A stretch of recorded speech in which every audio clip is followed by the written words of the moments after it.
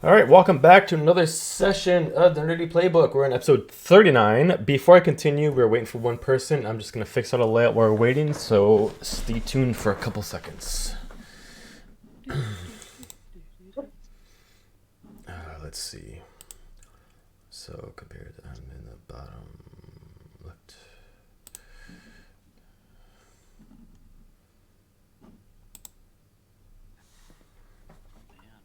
This map.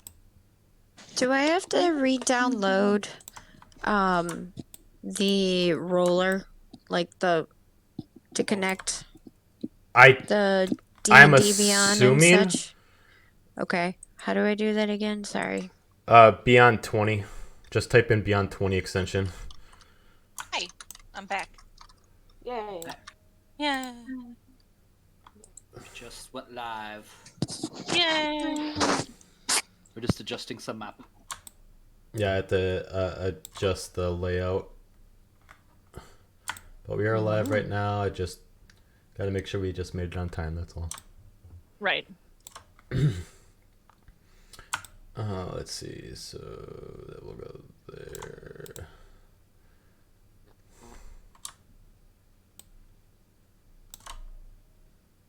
We are in the process of getting finished. Also, Sarah, I love your hoodie. I want it. Oh, thanks. I got it for Christmas from Josh. Yeah. I love it. Badass. Oh, yeah. Okay, there we go. Now Josh is like, I do. I did want that. I almost didn't want to buy it for her because I wanted it for myself. You're like, thank you. Oh, weird. Get it. Guess I'll just have to take it. No.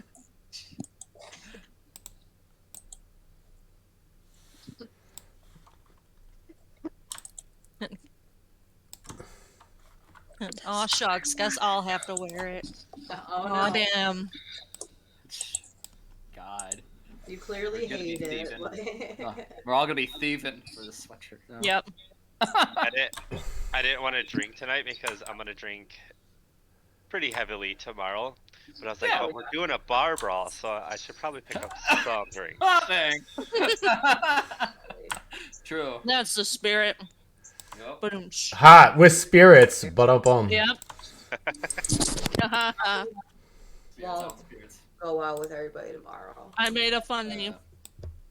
Yeah. it's a punny, not a funny. Hmm. Wow. How do you turn off the dice in funny. D&D Beyond? You go to the gear by your character picture, and there should be an option to actually remove rolling. There is no gear. Okay, can someone help her, please, while I'm... there is an option. I know we've all done it, how to remove the dice roll from D&D Beyond. I just use real dice. That you're not being helpful, but thank you. Yeah. Yep. Well, you asked for help, and that is my help. I don't know how because I've never needed to. Yeah, but I've figured Trying it to out remember. before, so I'm trying to remember what it was.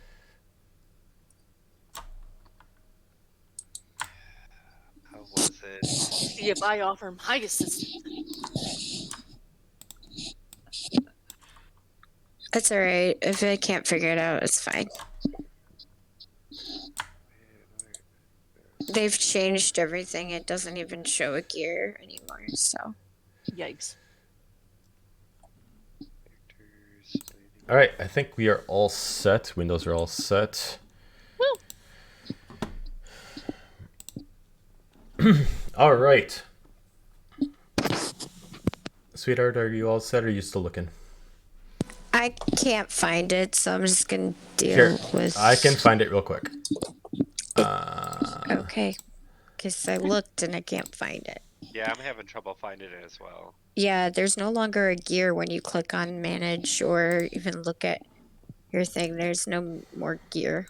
All right, I think so you click on or manage next to your. yeah, so it's and then it's somewhere. character settings, and then all right, so go into character settings, and then there's a button that says dice rolling, and you unselect it. Yep.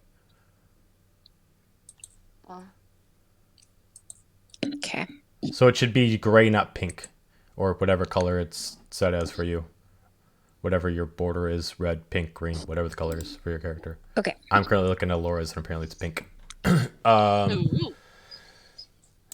Here, I'm just gonna check to make sure it still rolls in D&D. Yeah, it does. Okay, good. So side note, I love that Roll20 has now initiated a dark mode. Yes. Yes. Yeah, it's nice. It makes it way easier. There's also a lot of settings for Dungeon Masters now, so I actually was able to fix the big town map. So now I can actually make the actual squares approximate to the actual feet cool. instead of us having to do the math of how long it'll take you guys to get there. It makes it very checkered in the process, but at least it gives you a rough estimate of me, other than me just trying to remember. It's like, I want to say 5 minutes. I'm going to just take a shot in the dark with that one. Yeah. All right. Are you power walking? Right. So last time we left off, you all decided to separate into some different groups. Some of you decided to head to Thieves Guild. Some of you went to a tavern.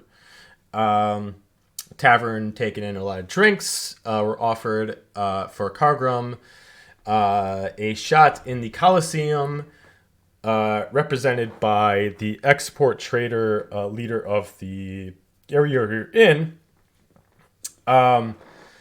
and started making a ruckus.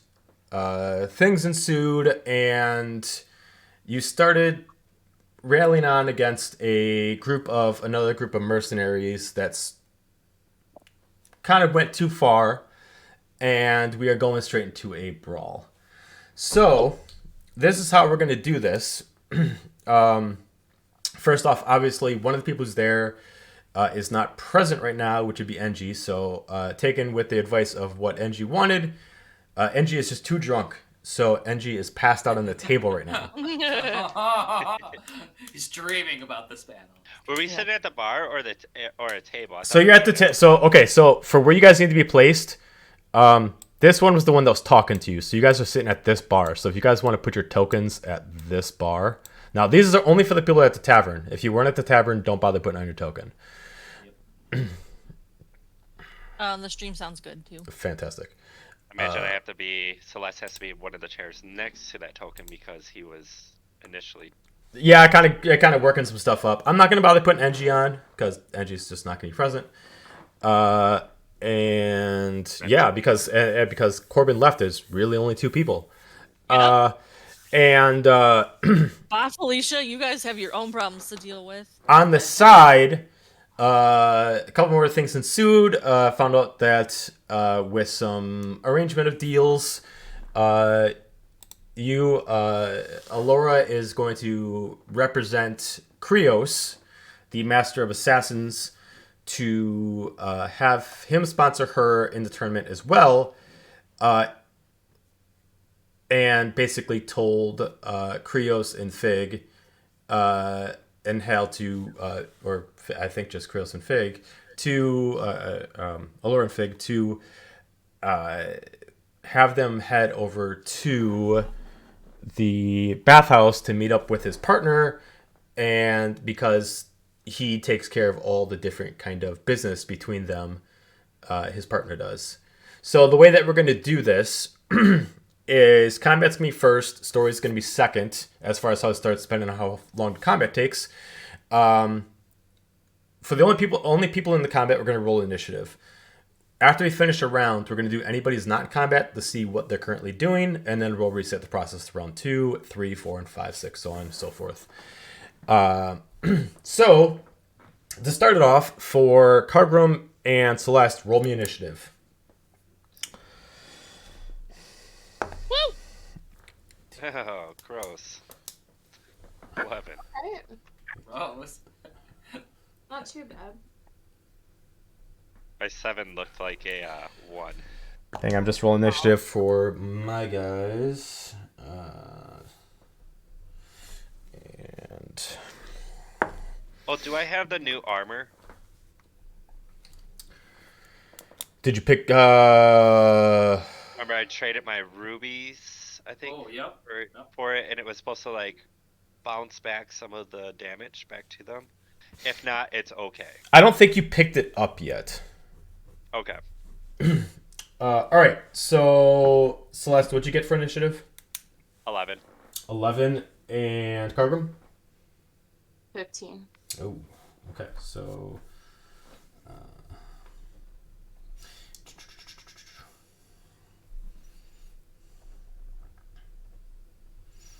Oh, yeah. Celeste, what's your dexterity? Overall, Yes. 15 Okay. with no mods. With no mods.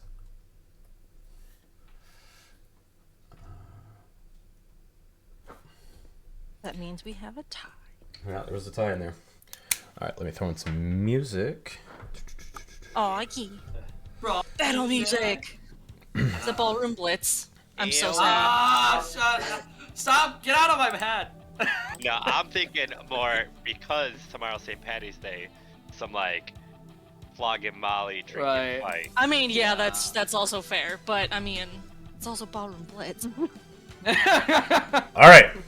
Drinking fight. Get out my So, after the orc re-grabs the axe that's on the table, basically taking this into a full fight, you see his two companions step up behind him, one being a halfling, and the other one being a female elf.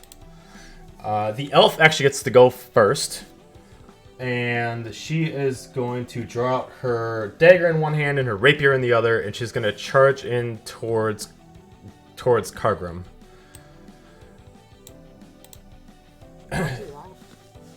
Don't do that. Natural 20. Too early for that. So that Oh, would hell be yeah. a Wow. So that'd be Is it- a 32 to bad hit. that Is it bad that I'm hoping Cargrim gets his ass kicked? Corbin's soft. No. No. So let's see. That's a D8 and D4. So 12 plus. So that's 26 points of damage. As she swipes down with the rapier and then swipes offhand with her dagger. And then she's going to use her extra attack to do it again.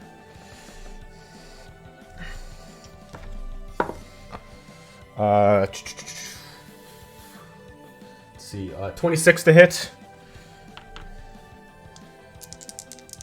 Yeah, sorry. Yes, 26 hits. Okay. 7 19 points of damage. Third attack.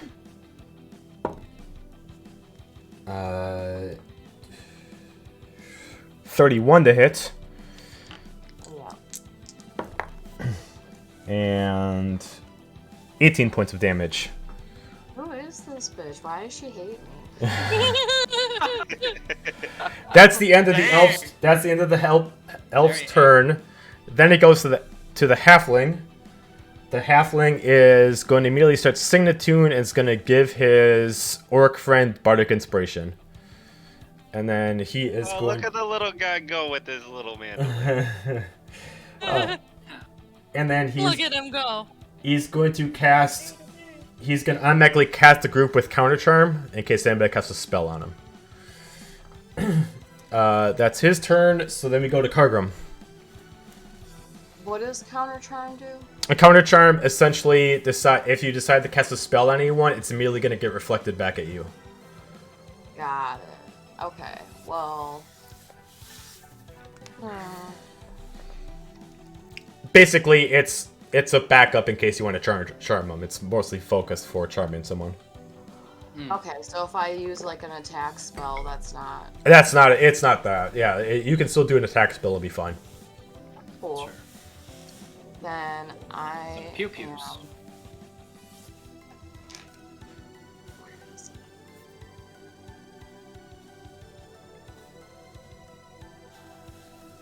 Sorry, just trying to find the right spell. Yep.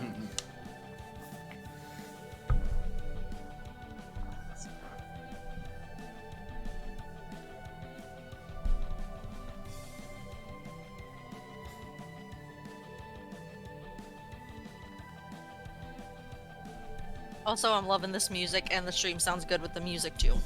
Good, Cool. good. They should be two different songs. They are two different is. songs. Yeah. Okay, good. All right. I'm I'm just saying that they both. I'm just saying they both sound awesome. Okay, so, cool. I was gonna say the song that you guys are hearing right now, I absolutely have no Right. rights to. Yeah, I was no, gonna for say. sure. Yep. This is like straight Irish music. There's no way I have rights to this. Yeah, for Yeah. sure. Yeah. Like I literally typed into YouTube Irish Tavern Brawl, and I found this. And like, this sounds pretty good. Yeah. The one of those like ones that's like 2 hours long. Yeah, yeah. This one I had to find an edited scrolling. version because I can only do like, Roll20 only accepts so long of files. Okay, that's fair. Okay. I think Graham's. I was gonna say I think Graham's still off. Kind of the spell I was thinking of, so I'm just gonna.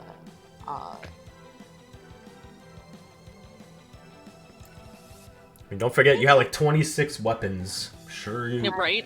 You The gotta, master. Saying, Ted, come here. can't find the spell I'm thinking of, so I'm just gonna swing at this. Was she the one hit me? yeah, she was. Okay, I'm gonna swing at her, cause rude. Because rude. With my Titan Great Axe. Okay. Yeah.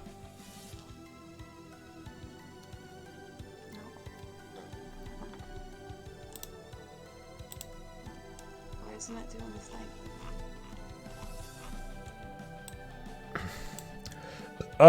So 20. It shows on my screen. It shows you 20 to hit, It just which wasn't- does hit. So you did 22 points of damage against her. Okay.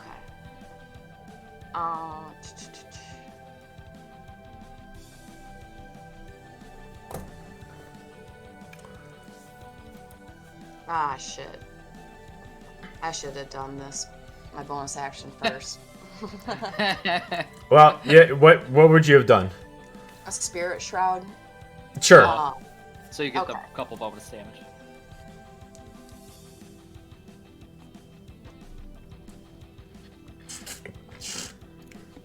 All right. So 6 points of necrotic damage. Yeah. Okay. No problem. Cool.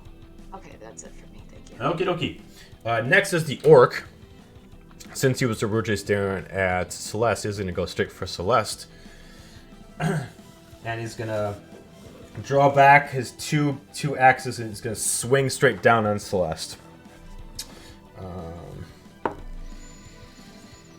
26 to hit. Yes. Huh. The two choppest people. Yeah. Oh. 15 points of damage. And then he's going to take his second action to attack again. That one is not that high. That was 18 to hit. Nope. Okay, so he does miss you. He just slightly grazes you, but you're able to push away his axes from side to side. And she And laughs drunkenly, hysterically. get off me, bitch. Move, bitch! Get out the way. He's not gonna be a big fan that he missed and that you would just kind of like laugh at him, so he's gonna rage. Ooh, another barb. Celeste, it's your turn. As her bonus action right away, can she slam a drink right away as well, enter in rage? I'll allow it. Just to add in that emphasis, sure, why not? Just for the lulz. She's still kind of laughing at the last miss as she picks up her mug on the table, finishes the drink, and enters rage. And then she's going to take her mithril saber Okay. and attack him for the first time. Okay. Nat 1. Oh. 11. Okay. It is still in the alcohol. Live by the sword, die by the sword. Well, she's going to swing again. Okay.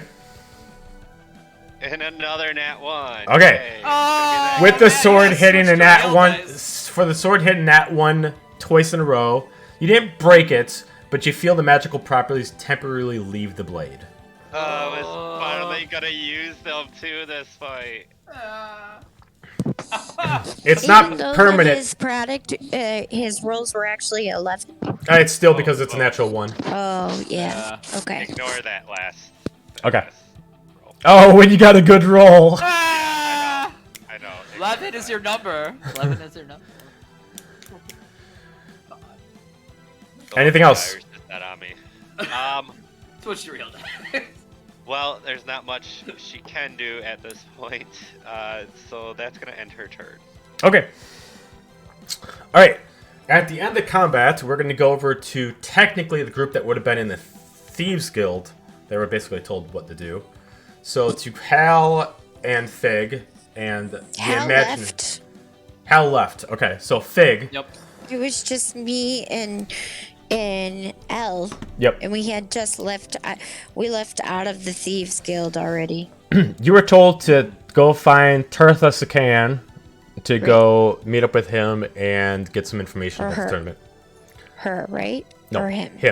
Him. Oh, okay. Okay. So do you I head was over to under the Tirtha? impression it was a girl. Sorry. From what you said yet last time, but that I was wrong. Sorry. I will change my pronoun to they. Okay, that works. Yeah, we would just go over to the bathhouse. Okay. That's where we're supposed to go. All right. We will pause on you for a little bit. For Hal, where'd you go? I mean, I was outside the tavern and I was Good mad. question. Yeah, I was mad. I guess I would have rejoined them. Okay. So After at this seeing point, them with a bunch of people like running out while you're hearing like a bunch of furniture being destroyed, I'll say you're able to walk in, so you can place your token right here. You will just get the bottom initiative. You'll essentially get a 1 for initiative going last. Oh. Okay. Uh-huh. Sounds good. 1 for initiative. Corbin, what were you doing? I was going to the library, seeing as this place actually has one. Yes. Oh my god. That's So great. there is no like physical building that is just a library by itself, but there is an actual arcanum that is both a religious building plus a library more of the mystical arts. Okay. Not necessarily history of anything else, but like think of it like if you watch The Witcher and it's the sorcerer's Yeah. library. It only has that information in it.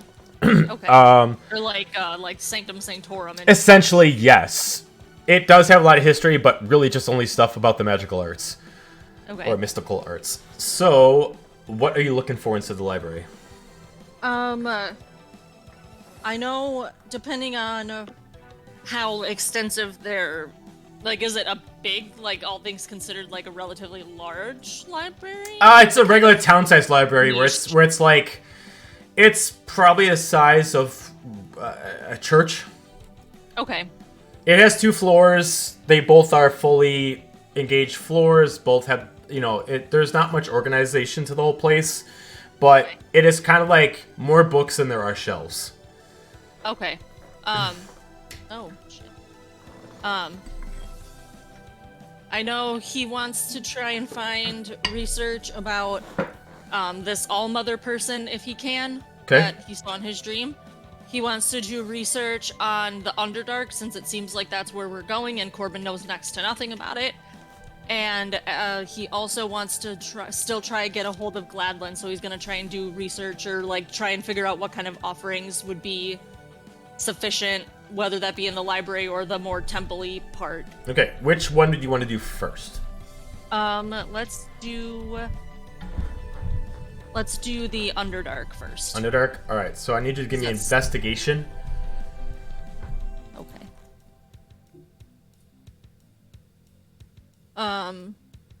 Would my background as a sage help me at all or no? No. Okay. Figured I'd ask. 17. 17. I mean, the Sage will help you get a better... It'll lower the DC for you, so I'll say... It's going to take you about roughly 10 minutes, but in about a Okay. couple turns you'll be able to find what you're looking for. Cool. So we'll come back to you. Back to the top of the round. Round 2, we're going to go back over to the female elf. She is going to continue... Oh no. She's going to keep attacking no. Kargrum. Let's see. Where is it? 21 to hit. Sorry, what? 21. 21. Oh, No? What? Okay. Wow, she misses one. All right. 21. Second try. Well, that definitely isn't a hit. That's a 20. That's a 17. So third try. 25 to hit. Okay, as she starts swiping, you're able to use your shield to block several times, but she finally gets past you. 21 points of damage. And the thing is, she actually has no bonus on her magical weapons. She's just a fighter. That's all. I'm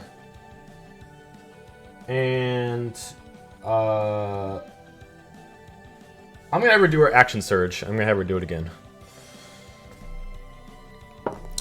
26 to hit. Yep. 22 points of damage. Okay. 30 to hit. Yep. 15 points of damage. And finally, natural 20. So... Tough brawl. Tough brawl. Short brawl. Sure. 38 points of damage. Okay. And then that's her turn. We're gonna go back to the halfling.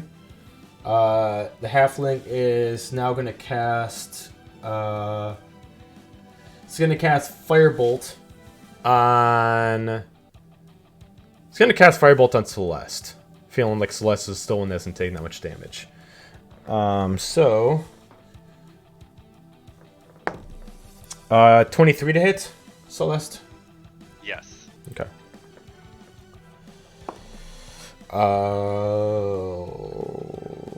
11 points of damage.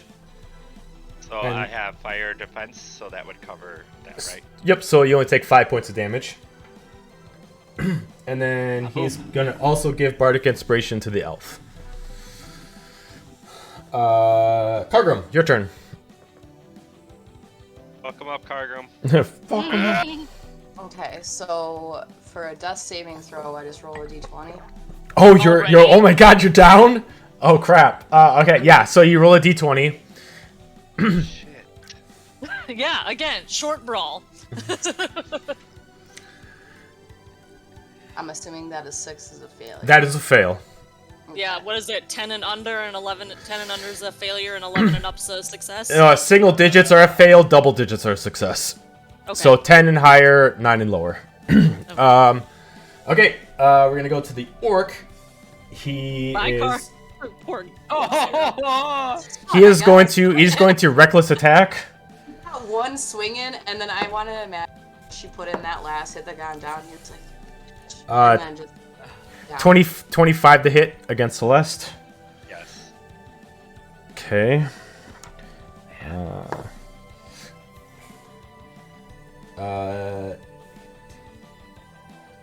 21 points of damage.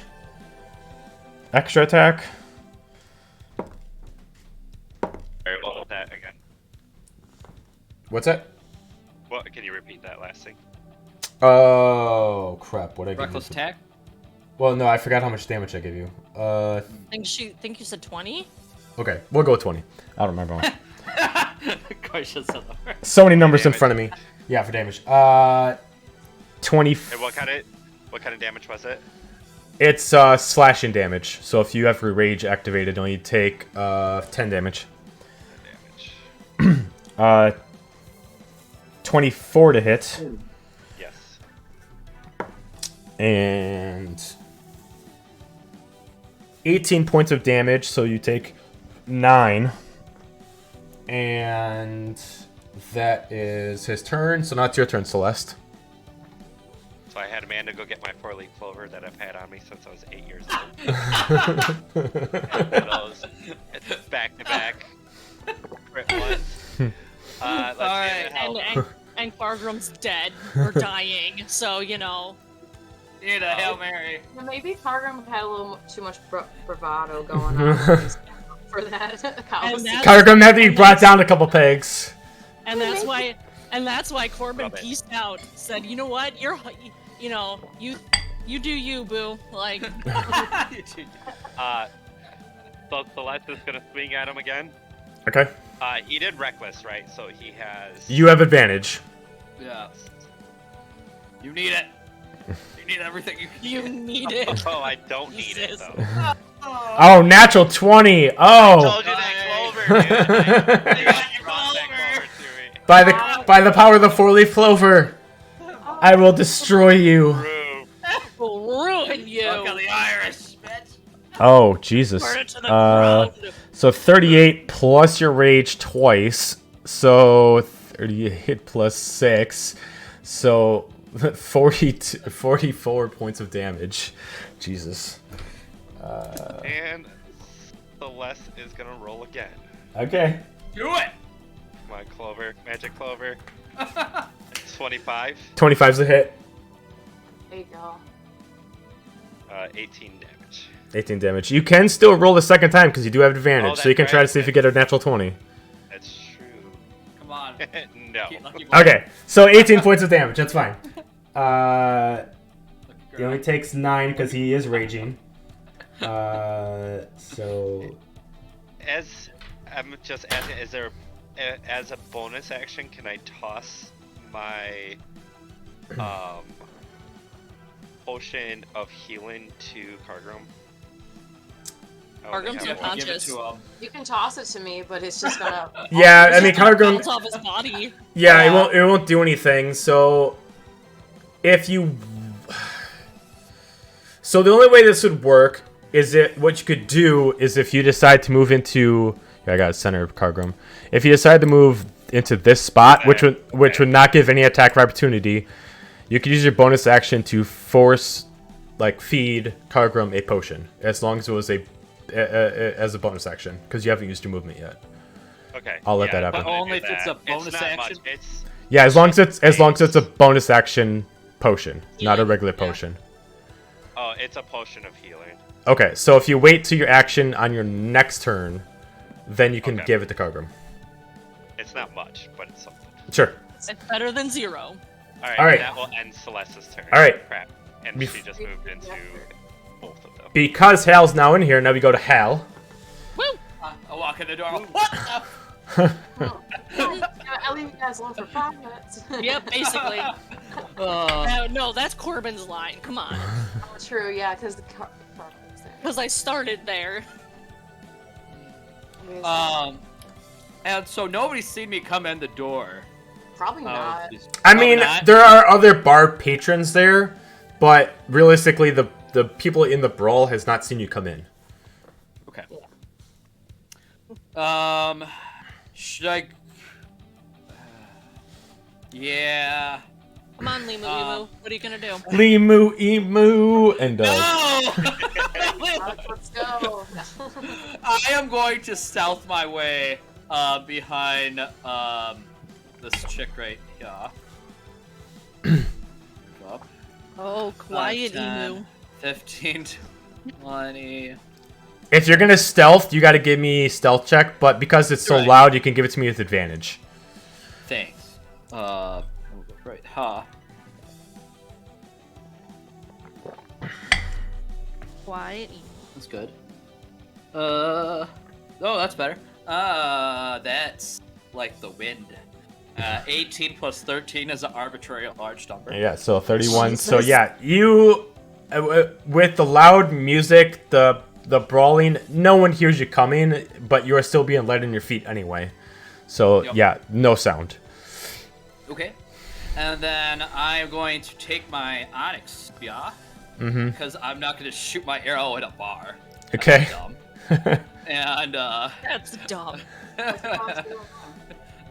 yeah, and then I'm going to attack her. Okay. First attack. All right. 18 plus 7 is 25. That's a hit. Yay. D6. Then a All right, so that's 3 plus 2 is 5. Plus, I have to go to my piercer shit. I didn't do a crit hit. Damage. That's fine. We'll do sneak attack. Okay. 4 plus 3 is 7. Plus 3 is 10. And then the swarm will deal another d6, which will be 5. And I'm not doing shot. That. Let's go to second attack. Okay. All right. 14. Miss.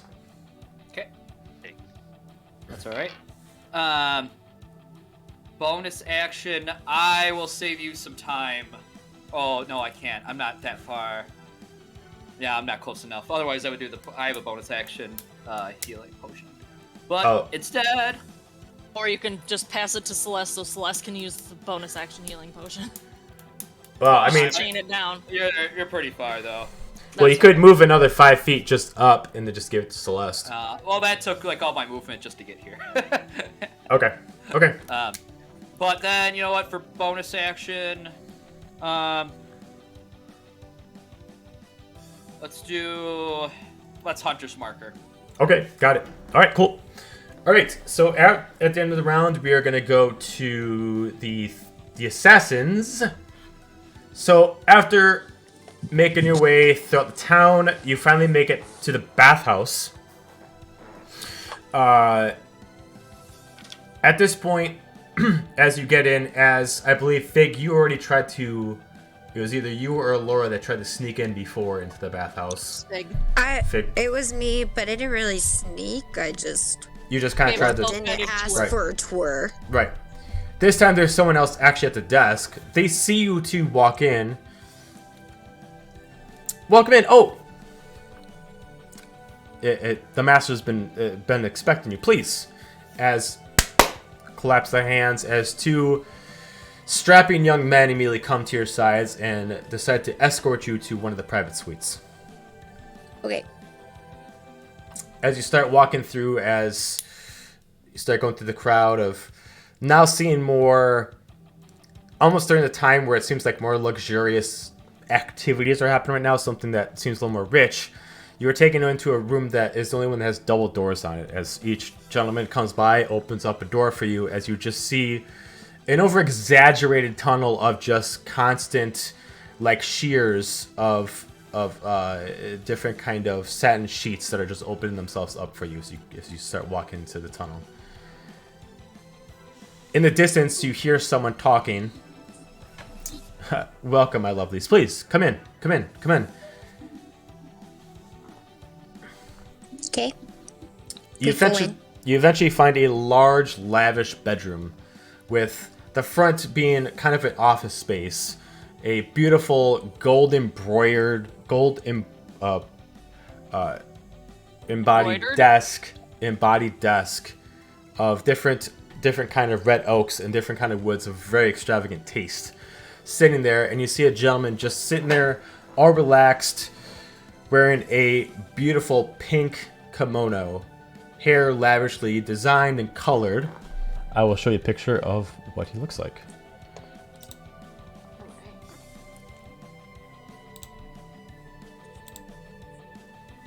Or what they look like. Ooh. Cool. Very Well, cool. welcome. Have a seat. What's the cool? I prefer to stand. Whatever you would like, darling. Please, at least let me get you some refreshments. As just snaps a finger and a few couple drinks appear. I'm good. Thank you, though. All right, fine. And snaps the finger as it disappears. So, my darling Krios has informed me that you are partaking in the games. Which one of you is it again? I point to L, just... Love. I've never seen a goblin of And just kind of like looks up and down, just kind of scans her. Kind of taken into some fascination between the both of you. Kind of almost looking at you as if you're both like unique pieces of art. As you see on different parts of the wall, you see pictures of different people that you don't think you've seen before, and they all look like murals of warriors of different kinds. Okay. Kind of at their prime, you can kind of see them all kind of like specifically posed in a certain way that looks like they're at their full like striking pose. Okay, so we could assume that they are past champions of the Colosseum. You could easily assume that, yes. Okay. Well, before we begin, Krios has informed me that you are partaking and he's sponsoring you. To be more specific, I'm sponsoring you. Krios, unfortunately, is already full up, but you're doing a favor for him. I'm doing a favor for him in the process. You don't need to worry about what I'm doing for him to get anything in return, but think of this as you're completing your duty, whatever it is with him. But I'm going to go with the terms and conditions of how this works and answer any kind of questions you may have. First off, scans you up and down again. Are you adequate with what you have in your possession at this moment? You can speak for Elle if you want to. I don't know what she would say right now. Something very energetic. You don't have to act like Elle if you don't want to. I'm guessing she would say that that she has her daggers and that's all she needs, and that she's, stealthy and quick on her feet, and then she likes to stabby. Something like that. Very good. In your favor, I'm assuming you're not a magic wielder, and from understand terms and conditions of this contest is no magic allowed, so I don't think you have to worry about having any kind of handicaps. So, rules are as such. They are timed. There are 10-minute battles at most. If our Lord decides that the battle is done, the battle is done. If for some reason you decide to murder or kill your opponent and the Don has not approved of it, you will be terminated in the exact same way possible. Got it. Any objections to that? If someone wants to, unless they want you to kill him. It is up to the Don. Okay. Second off, there are a total of at least 4 waves. I'm sure Krios has mentioned to you that the 5th wave is totally up to the Don if you have amused the Don at all. Do you have any questions about the tournament rules as far as the waves concerned? No, I have more questions about the fact that, Elle signed a contract with the other guy, and now we're supposed to be one of your champions? So how does that work? By all intents and purposes, well, in all intents and purposes, you are still representing Krios, but I'm the one who's paying you. Okay. Krios doesn't really deal with money very well, but by all intents and purposes, when you're in the show, you are being represented by Krios. So you're the backer, pretty much. You could say that. Let's just say Krios isn't very well with his money, and I like to take care of the wallet, if that's the easiest way to put it. That makes sense. So he's the muscle and you're the brains. That's a very complimentary way to put it. Yes. Makes sense. As much as I love the man, sometimes when it comes into intelligence, he's a little short in that perspective. And immediately points over to Elle. By no means am I saying anything disrespectful of your race, just using it as an expression. We're both kind of short, so... Sorry, you are too. Yeah, we're both kind of short. Next up, all weapons are allowed. Enchantments will not be disabled. You cannot use potions or any kind of toxins. Any kind of vials that you have will not be allowed. So you will be checked upon entrance. And all other fighters will be renamed anonymous, as well as you will be renamed anonymous. Therefore, everything is fair and no one can prep for the other opponents. Everything will be randomized, and betting will happen. This will take a whole day. Rules are as such as that you'll be given a room. Once you complete a battle, if you win, you will be able to return your room for 2 hours until your next battle. Basically, during those 2 hours, as a DM, I'm saying in those 2 hours, you can take a short rest and expend hit dice to regenerate yourself. But there is no healing in between, because you have no way to heal yourself. Question.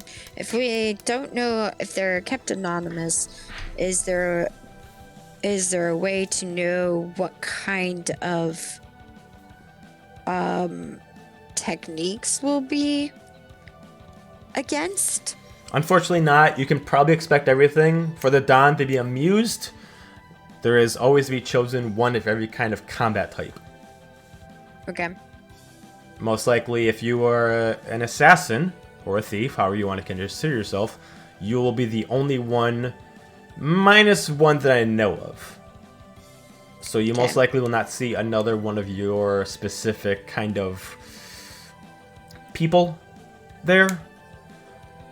But I do know that there is a well-skilled ranger, and I am very familiar of a dark druid that will be attending. Okay. And I'm guessing all races are able to compete, right? As she just kind of like steps up and swings her arms back, all races are allowed down here, and all races are allowed in the Coliseum. That's good. Good to know. Is each of the champions have like a manager or a management? Like, for example, if someone would be watching over like Elle, would I be allowed to go to where she is to watch and keep an eye on her while she's fighting? Or is it only we'd just be in the stands? If you want to be there for moral support, you can, but it will cost you 10%. Okay. But yes, Good we to can know. do that. I just was curious. It's more of just I didn't know how these coliseums, how the fights down here are. Let's just say rules do not apply. You're only given the rules upon entry of what you cannot do and what you can do. After that, it is up to Don to approve or disapprove of what you do. Okay. Last but not least, the fee. We are agreed on 50%.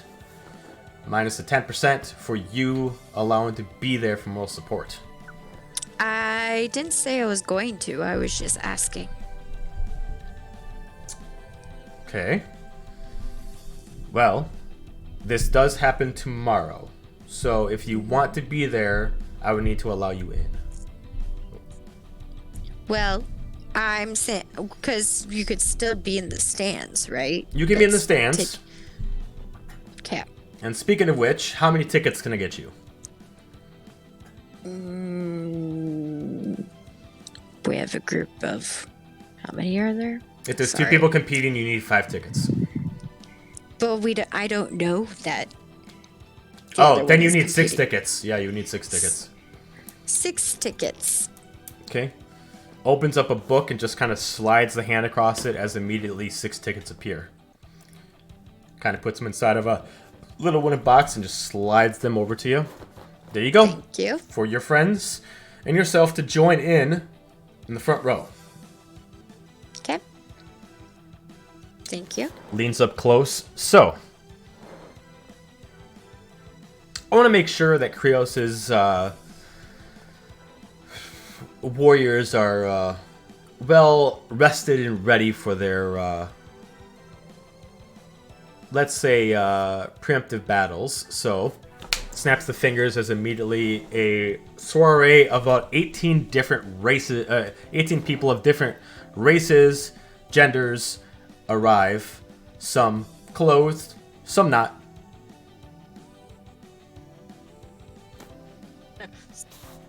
Celeste is missing out. Okay. I'm here to relax before you decide to get into too many problems out there, so pick any of them. 1, 2, all of them if you want. I look at Elle and be like, we're fine without any of them. They kind of like look at Tartha confused. You sure? If there's Yes. nothing I can get you. Yes. At the bare minimum, let you know. We can even go easy. Do you want a massage? They can give you a massage if you want. I'm gonna think. I'm thinking as Elle, and she would want food. That's what she would want. Sometimes. Well, if that is what you Would she want require, to be fed? Yeah, she would want to be food. She would just want food. if that is all you require, then that is what I will supply. And she just kind of you know, In a big brushes them off. fluffy bed to sleep in. That's what I'm guessing from her. That she that can is a bounce lot up and simpler down than what on. I usually supply, so I can definitely do that for you. And immediately just kind of head nods to one of the people in the group.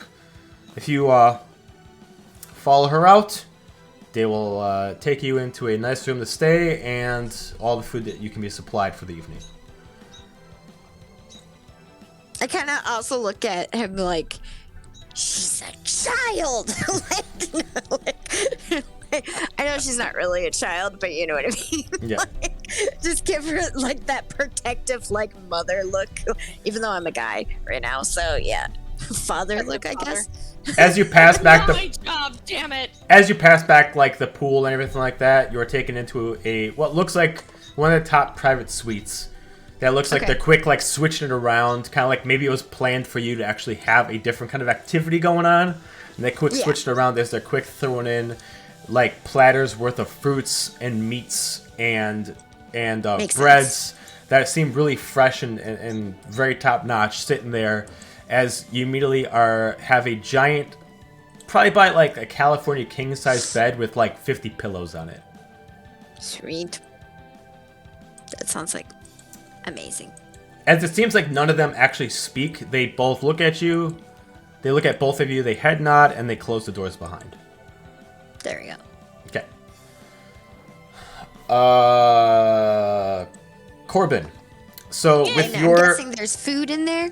yeah, different dry, breads and fruits and meats and stuff like that. Yeah. And drink. There can be drink, sure. Well, because I'm just thinking if Elle would Okay. want something to drink, probably. So to go there with the there will food. be wines, more wines than anything else, but there is like a picture of water and a couple teas. Okay. But it's mostly Sounds wine. All right, so Corbin, with your investigation check, you because you're looking for the information about the Underdark in this area first, you do find a book specifically talking about not specifically the history about the Underdark in this area, but specifically about the mysteries of it that pertain to the mystical arts. And it's one specific book. It looks like it's not super clean. Maybe it's never touched that much. But you're able to go through it, and you're able to discover a few things from the book. One is that the Underdark in this spot is one of the 3 epicenters of this realm. There are only 3 spots in the realm that actually have like a network that leads to it for the Underdark, where the rest of the spots are just tunnels that connect to them. Therefore, a lot of illegal trading happens in here because it's an endless portal to connect wherever you want in the world without having to worry about using a boat to cross the waters. Right. 2 is that the Underdark around here seems to be less potent than most other areas. Therefore, it does not seem to bring over as much like negative energy creatures, but does bring a dark magic to it that a lot of necromancers seem to come for. Therefore, the necromancer cult does exist around here because it is like a very strong point for them to channel their magic. And 3 is that the Underdark around here specifically has been known to change where it goes. You can go one spot in one day, and about a year later, it can actually take you somewhere else. It is a gambler. It's a gamble. But about a couple years ago, a couple people were able to figure out the pattern.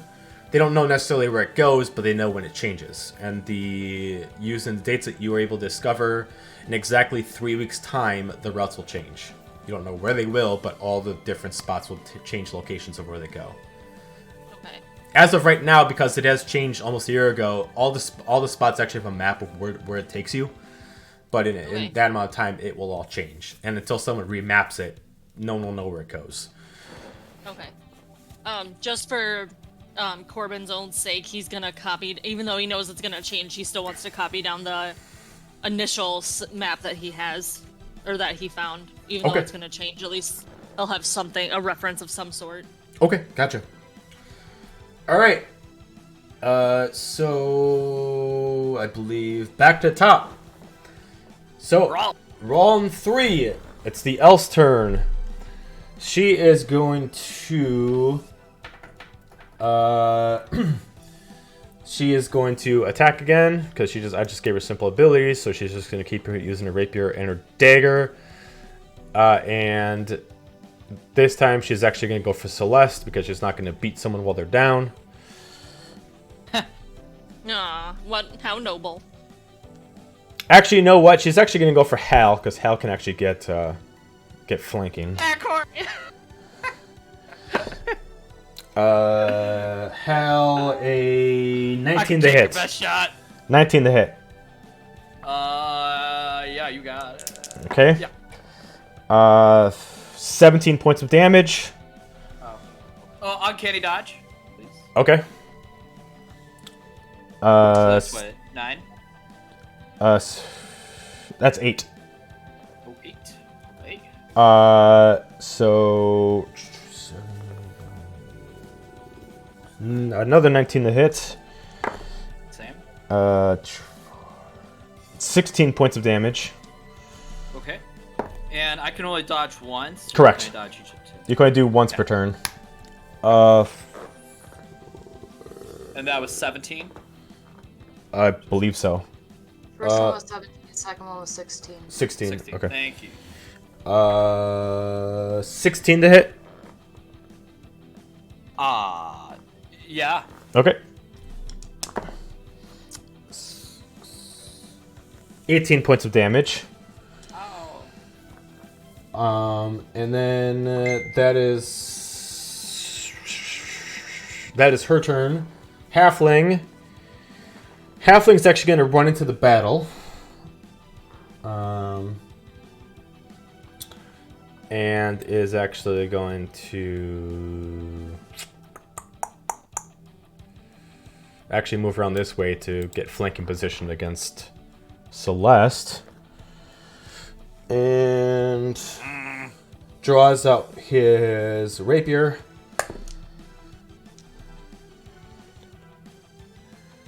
$27 to hit. Yes. 13 points of damage. What kind of damage? Just slashing.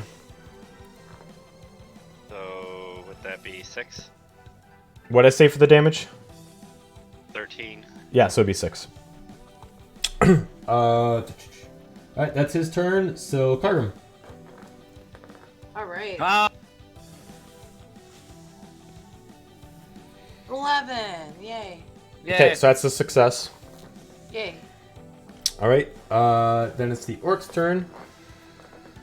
The Orc is going to... he's going to Reckless Attack again.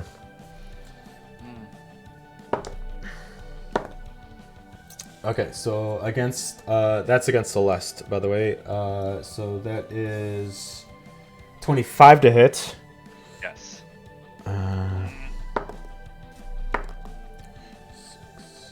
That's 16 points of damage. Extra attack. So 8 damage there. Yep. And then 18 to hit. No. No. Okay. Then he is going to... He's got to end his turn there. Celeste. How you looking? First of all. He's looking good, but now her strategy has just changed. Okay. Sorry, Kagrum, but she's I was gonna say, trying what, not for to get- cramps? Otherwise, I can heal her next turn. Or Okay, heal this turn. because of the flanking is making us less. No. Yeah, you should take care of that. She's gonna swing at the orc again because she. How is he looking? The orc. The orc is bloodied, but he's very stable. Okay, Dirty. She's still gonna swing at him. Okay. Actions. What? It says 19. What the hell? What is up with these ones? Oh no. Oh my Where's your god. closer? Back in my pocket. But because reckless attack, I get Advantage. attack. Yeah. Okay. Now remember, if he's using your mithril saber, it has no magic in it right now. Yeah, which is the blade beam. No, that means it loses all positives too. So if it has a bonus like +1, +2, it doesn't get that either.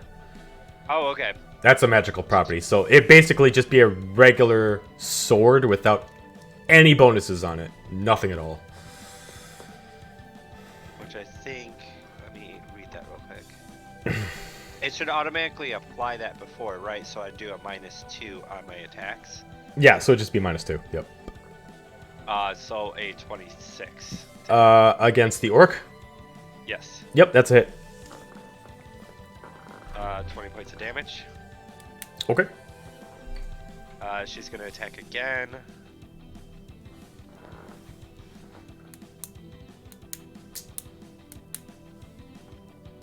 $25 to hit. Yeah.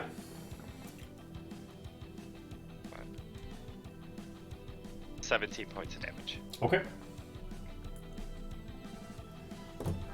Anything else?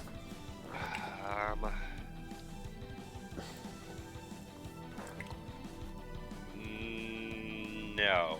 How's Okay. he looking though? He's starting to some of his ribs are kind of bruised up at this point. Now it's no longer bleeding. He now has like some serious bruises on his body. Okay. Some of his leathers are ripped, and yeah, he's in some pain. Celeste is starting to get serious. She's... Okay. Serious. Super serial. The alcohol Look is out! no longer making it fun. Okay. All right. Hal, All right. First. you are now alert. Your presence is alerted now, so yeah, Right. no more stealth. For sure. We're moving over here, Okay. and then we're gonna give Cargrim a bonus action healing. Okay. So you roll for Cargrim then. And then is that a regular? What roll is that? If it's a bonus action, just regular healing, it's 2d4 plus 2. 2d4. Yeah, 2d4 plus 2. 2d4. By the way, Cargrim, until you get a long rest, you still have those exact same plus and minuses to save and throw. So if you went down again, you would continue where you left off. 3. 4. You get healed for 7.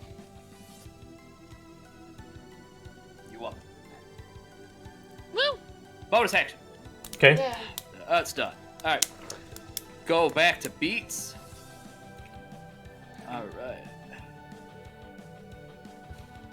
right. Same person. Here we go. Oh, do we have any flanking yet? You are technically not. Let's see. If you would technically be flanking the elf. Yeah. Yeah. Even Yeah. with Cargrim down?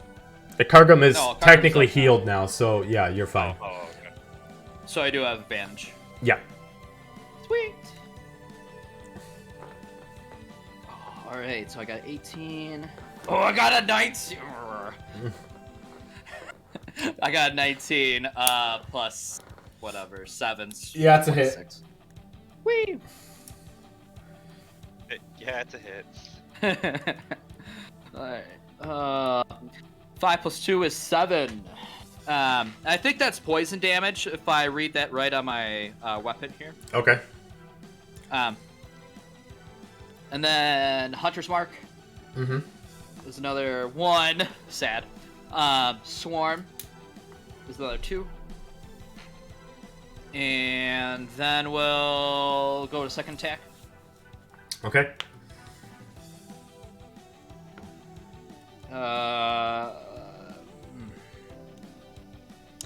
I will use. It was only a 5, but I'm going to use my lucky. Use my last lucky point. So sad. Okay.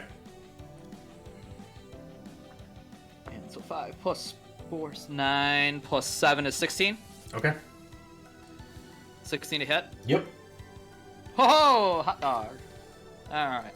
She's just a fighter. She doesn't have crazy AC. Good. Good. Oh, sweet. 8 more damage. Okay. And then that'll be it. Okay. All right. At that point, because we just finished the 3rd round, immediately one of the bartenders shows up, from behind one of the rooms. Immediately shows up. The fuck is going on here? Immediately just bellows out a large roar as you just kind of almost kind of like a minotaur kind of looking kind of guy. Immediately just screams out, "Put down all your weapons right now!" Okay. I'll wait for the elf to do it Anyway, first. They just started attacking us. You weren't doing anything. I'm just enjoying your bar and drinking, and then these assholes decide to come up and mess with our bar. I don't care who did it. Points at some of the furniture that would have got destroyed. You either pay for what you broke, and you can have a drink, or you can get the fuck out. It's this ugly green guy in front of us. It's all his fault. Oh, they're leaving too. As immediately they kind of pick themselves up, they kind of shrug right in. They purposely just kind of run right into you as they pass through. As you can hear them whispering, "Don't worry, you can take out your aggression in the Coliseum."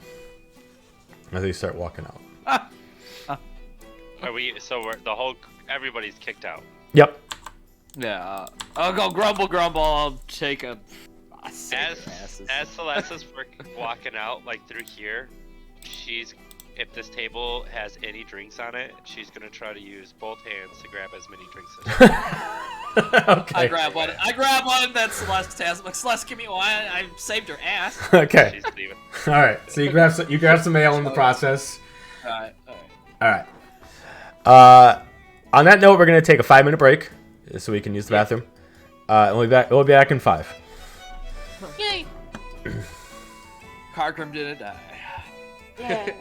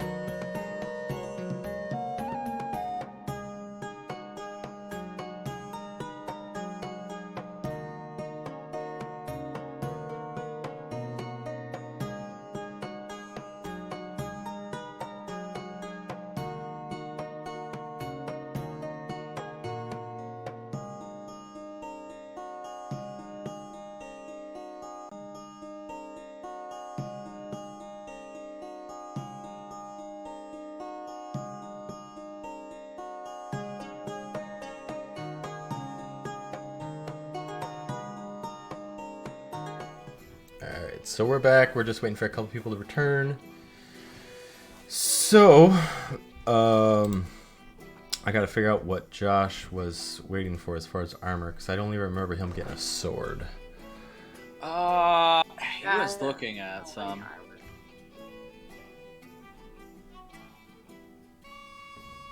Oh. Maybe he was looking at it. And then. Something.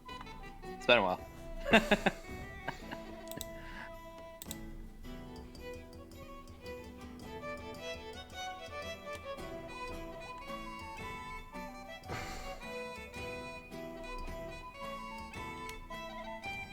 Yeah, it has been a little bit.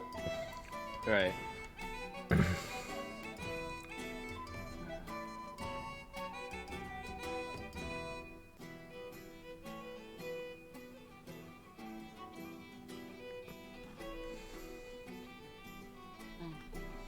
I guess depending on like the aftermath of the fight, or whatever we have going on, I might go join Corbin at the library.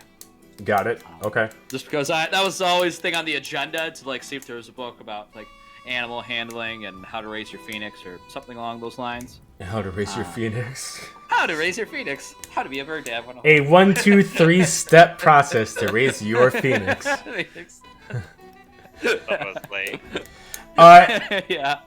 Celeste, what Okay. what armor were you? Because I don't remember you buying an armor. Did you have something made? I made you the sword. Remember, I had like a bunch of rubies and gems, and I went into that shady dealership, and I bought... The enchanter shop? No, it was like... I thought you specifically said that you didn't want to buy anything from him because of his business or the way he sold. Oh, well, after I bought the armor, I wasn't gonna buy any more because he took the gems and rapidly threw them in the lock case. Oh, right. I gotta remember what you bought then, because I do not remember that item. A type of armor that also projects some of the incoming damage back to the Dealer. Okay, I gotta remember what I made for that. Oh, okay, I remember how that worked. Okay, so It was very similar with the... I remember it was very similar to the armor I have now, which is this dragon scale, other than a push him back, damage back. Yeah. If that helps. Okay. All right. All right. I will make something then. Well, while we wait for Corbin, we will continue off where we left. So you guys headed out of the tavern. And at this point, even though it is complete darkness in this area, you can start seeing that the land life of the area has changed. Less people are going around doing business, more people are around experiencing the nightlife easily, and you're able to see a kind of like a arcane clock kind of style hanging up, and you can easily see that at this point a lot of shifts have changed, and it's roughly about 10 p.m. So for the group that just left the tavern, what would you guys like to do?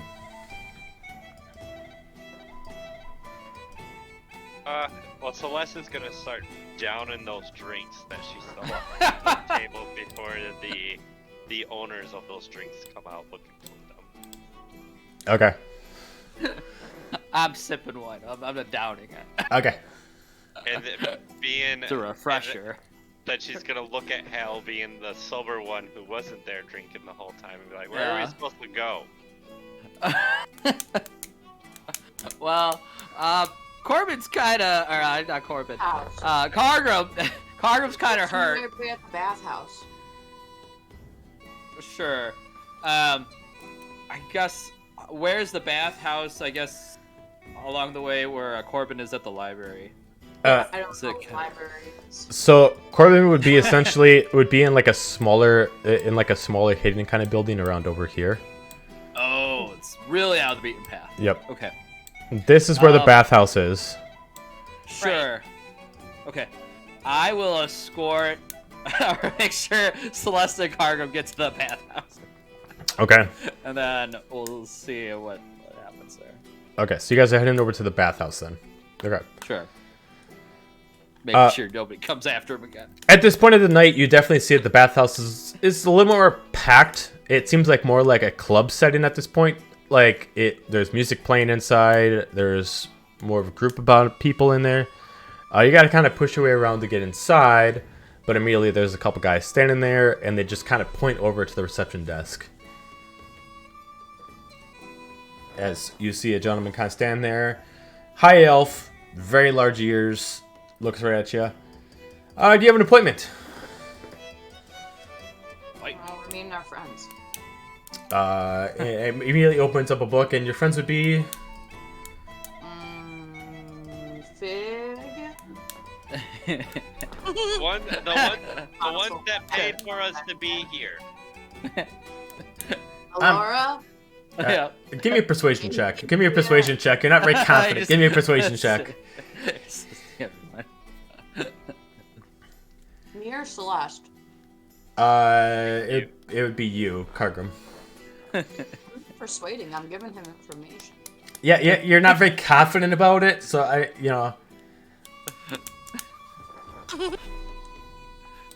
Okay, a 9. 9. I am familiar with these two, but I don't see you in the books. We're a group. We're a group. I understand that, but I do not believe that their room was set for any more than just them.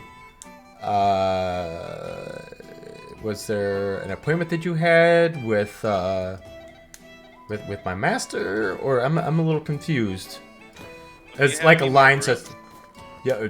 Well, if you want a room, they are quite expensive. We do have a line for them, but if kind of pats down the counter, it is roughly about it goes about 50 gold a room. Okay, but do you have any?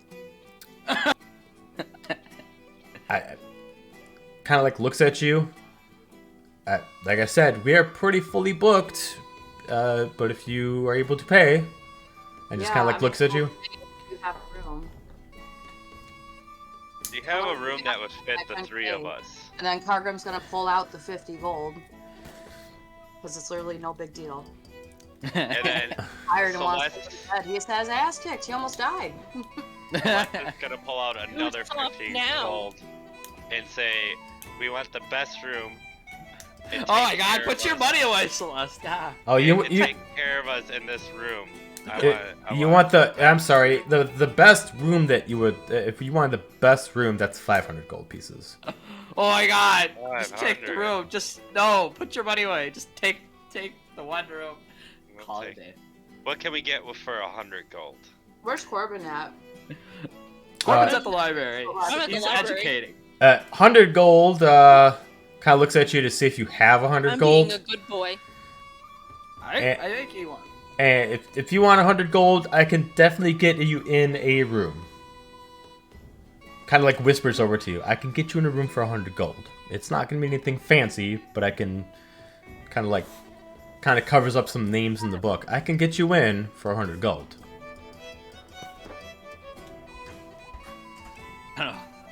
We're in. We just want rest. As you can see, 50 gold goes into the chest and 50 gold goes into his pocket.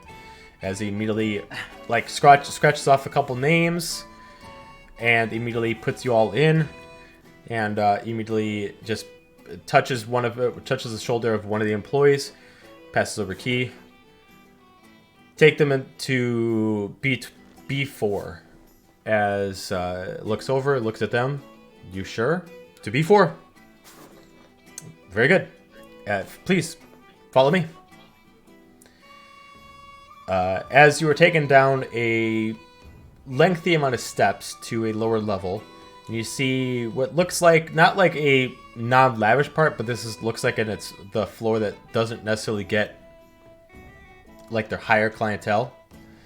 As you are taking down a few rooms, and immediately the gentleman opens up the door. As you find yourself into a decently sized hotel room, Total of 5 beds, a medium-sized living room, and no windows, since it is in a lower level. Immediately looks at all of you. Is there anything else I can get you? As he immediately puts out his hand. No.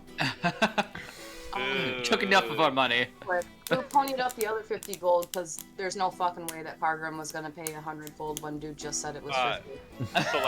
Celeste did, and I already took it out of my inventory. But she also wants food.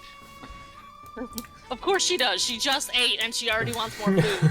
Oh, she also fought after she ate. She's got this metabolism of a racehorse over here, like Jesus. Oh, Stallion. Trust me, it's catching up to her. Yeah, one of these days her heart's just actually gonna explode from all the cholesterol because she's never had to worry about it before. Turn back into a vampire. All the sodium and shit. And forget all about the ills of being human. So he's still keeping his hand out? Celeste will give, in her drunken state, after getting knocked around a little bit, she will, because she had 50 gold pieces knocked around, and all she has left is platinum. Oh, Silver. she has left his platinum. She'll give 1 platinum to the bellboy dude My God. person and say, bring us the best food. I need food. Just Kind of Just looks keep at it, coming. kind of like looks at the piece of platinum. Right away, puts it in the pocket and closes the door, and then walks off. Wow, broke his heart. What? A plat? You're gonna be upset about a plat. I think he was wanting Celeste is something gonna- other than. yeah. Celeste is saying this to Cargo. You didn't like my plat? Alright. He seems salty, don't he? A little bit. So, I think it was your face. Oh. Corbin, what are you doing? I'm reading. Okay, I you had reading. 2 other subjects I wanted to look. Okay, which one do you want to look up next? I want to look up how to contact Gladwin next, or at least research on what his shtick is about, so that way, hopefully, next time I try, I'm a little bit more successful. Religion check. Oh, good. This will be great. This is how I fucked up last time. You can do it. Because our holy person decides to drink all the goddamn time. So you can't ask him. That's an 11. The Okay. shit that Carter's been through, and then you tell me if he drinks.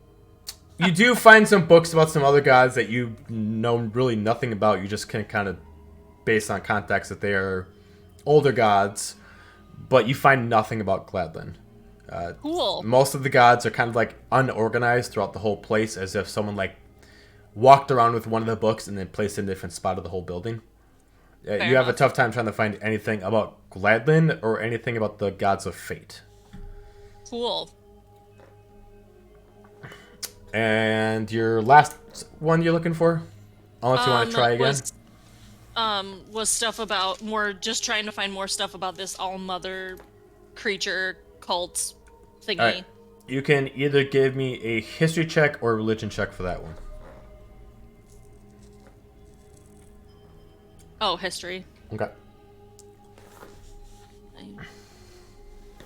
26. 26. That one is a lot easier to find, as you find All Mother is kind of like a very specific book that's kind of like that. It's not necessarily like locked behind a case, but it's kind of put in a certain spot where it looks like not too many people read it. Not specifically like it's hard to find. It just looks like maybe it's in a spot where it looks like it's in a spot where some people just don't want to touch it. Maybe they fear the book. It is kind of an intimidating book. It's quite large. It's kind of like almanac kind of style. It's made out of what looks like a certain kind of metal, and it's fully black. Even the lettering on it is black on black, and it just says in common the theory of All Mother, Cool. and implying that nothing in here is truly proven, but it's what most people have kind of guessed through a bunch of different stuff. Through it, it breaks down the fact that after the defeat of the Plague King, it was discussed that some people actually figured out that it was possible that actually the theory that the Plague King was actually created by one of the angels could actually be a different thing, that possibly that angel was actually corrupted by a certain disease that affected the realm a long, long time before that, but never had this kind of impact, and it was killing off certain celestials at that point. It was just called the All Plague, and a lot of times during the plague, a lot of people who were saved from the plague afterwards due to the cure constantly said that while they were in their kind of like comatose state, they always saw the Tree of Life but inverted. It was the Tree of Life, but it constantly was alive, and it was constantly given commands of where to hunt, who to kill, what to do, and it was constantly oozing with the Black Plague. And it sounds similar to the one that I saw. Very similar. It constantly had different kind of reaching out branches that resemble tentacles, each having a different eye on it, and a total of 9. Okay, well, that was my next question. Yep. The last thing is a historian who wrote this book has a theory that the All-Mother cannot technically be killed, she can only be subdued. When she was separated from her host, aka the angel at the time, I can't remember what her name was, but she essentially got free of she acted as a symbiote. She lost her host, so she had to find a new one. Right. By all intents and purposes, someone said that if she could not find a host, it's a possibility that she could live within the nightmares of the people who are still affected by her until she does find a host. Okay, so it stands to reason that she's still looking for a new host? Yeah. Okay. As long as people know of her, very much a Freddy Krueger thing. As long as people know about All-Mother exists. Got it. The very thought of All-Mother, it makes her immune to death. As she is a false god, she's given power by people just knowing her. The last thing is a historian wrote down some information after the Empire took their power. He wrote down some notes of his investigation. After they started they spent a heavy fortune into the research of All-Mother. And immediately after that is when they started creating 3 different specific hives different from the rest of the hives. This immediately grabs your attention because one of the hives was where you were found. Cool. That's not traumatic at all. He puts down as a theory that if the Empire wanted the power of All-Mother, the Empire would need to essentially do a ritual to control her, and would essentially need one person of 9 different races that would essentially be born from All-Mother to bring her back to life and have her essentially a slave to the Empire.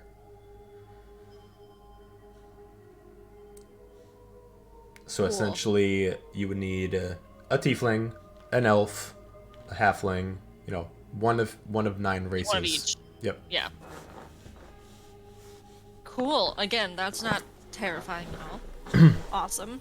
The last thing, because you did get a good check. The All-Mother has a total of so many abilities while she is comatose. While she is comatose, she has the ability to summon herself through her children's nightmares. When they are essentially in total fear of their life in a survival act, they can summon her to defend.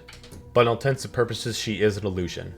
As long as people truly do not believe that she is there, she will disappear. But sometimes it is easier said than done. Right. The last, one of the other abilities is the ability to essentially turn someone and involve them into a higher plague state. If they are not already a plague, she can essentially infect them with the plague status. If they are already with the plague status, she can revert them back to the most feral form. Okay. The last thing that she can do is she can choose to move her conscience to one person. If she currently doesn't have a host, she can move her conscience to a single person, but that person has to be strong enough to host her power. Right. This historian has one person in mind that he thought of for the longest time, which was a warrior for the order, Soma. That's it. Okay. Does this historian have a name? Like, is he ever mentioned by name, or is he just... The historian is labeled by last name Okay. and is labeled as Mr. Carvin. Mr. Carvin? Mm-hmm. Okay.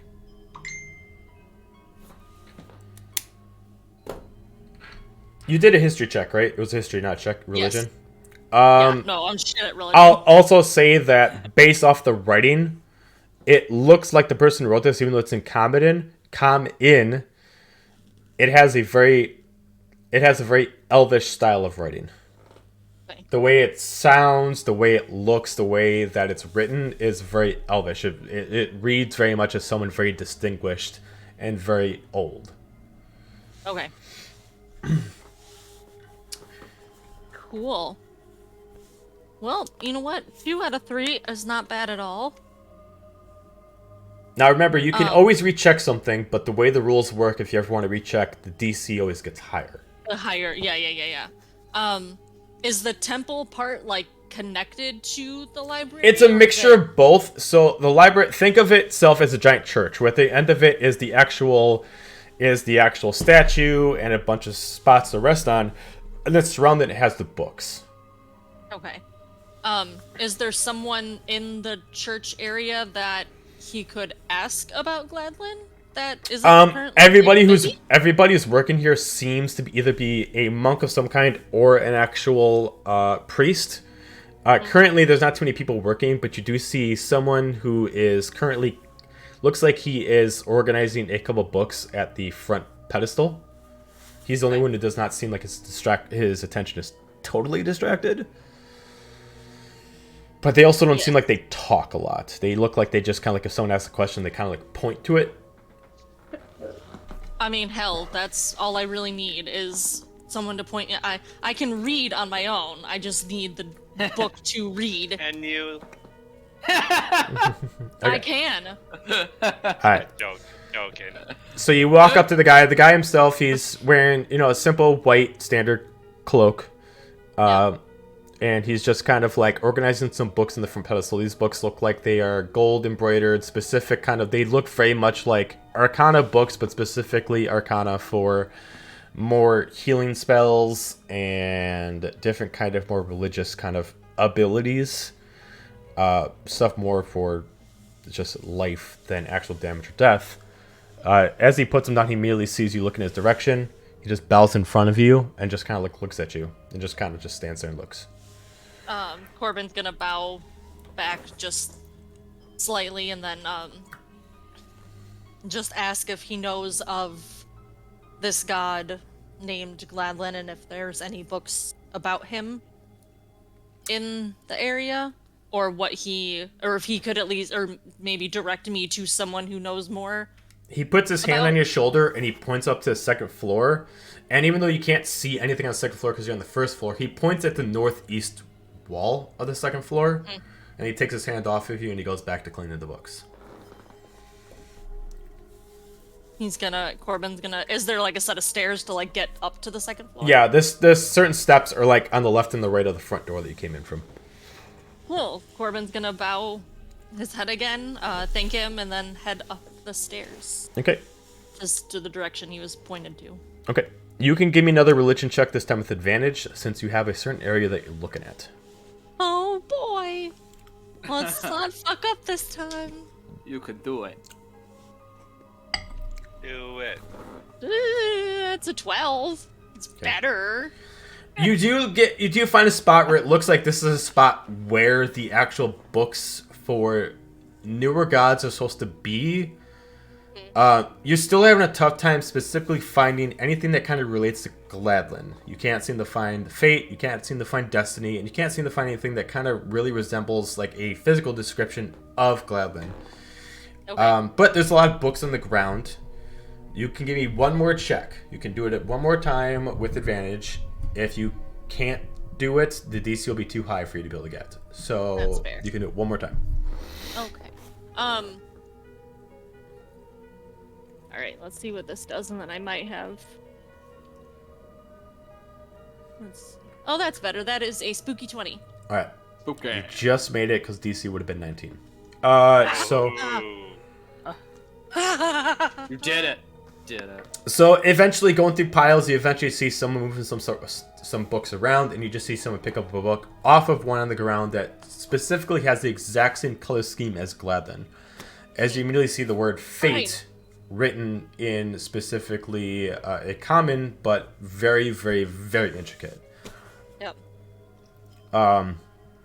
You look through the book. The book itself is not super long compared to the books that you've already gone through. This one doesn't seem to have too much to it. It looks like maybe someone's still kind of like putting notes in it as they go. As you can kind of see, this is kind of like a journal that after people maybe find Gladlin, they kind of come back to this book and they kind of like leave notes, or they might contact somebody who puts in the stuff in this one. So out of the Like a diary. kind of it's kind of like a public diary. Like, you know, people give information, someone just fills it out. It looks like the book itself could maybe hold up to 200 pages, and it's only about half full. The book itself is well written. It again is in common. Specifically talks about everybody who puts stuff in here are people who essentially are patrons or people who appreciate what Gladlin does. Gladlin by no means, it doesn't seem through all this information Gladlin does anything that necessarily is meant to help anyone, but Gladlin specifically does stuff to help the realm. People have cited Gladlin under 3 different circumstances. One is it is very apparent that Gladlin is not a fan of the Order. It seems that if someone's doing specifically something against the Order, Gladlin once in a while intervenes, but it seems like there's only been 3 cases where it has actually been written about. One specifically was someone who was getting arrested by the Order for essentially saving some people. Okay. And essentially Gladlin's dragon appeared and created a riot and allowed this person to escape, and then just flew off as quickly as he appeared. Another case was essentially a whole herd of stags that had the same aura as the dragon came through, and it essentially stopped a battle happening when the part of the Order was actually attacking a local clan up in the higher mountains, and it was specifically a specific group that was, I'm not gonna say the word, but let's say they were doing for some very unseemly things to the people that they killed before they killed them. Got it.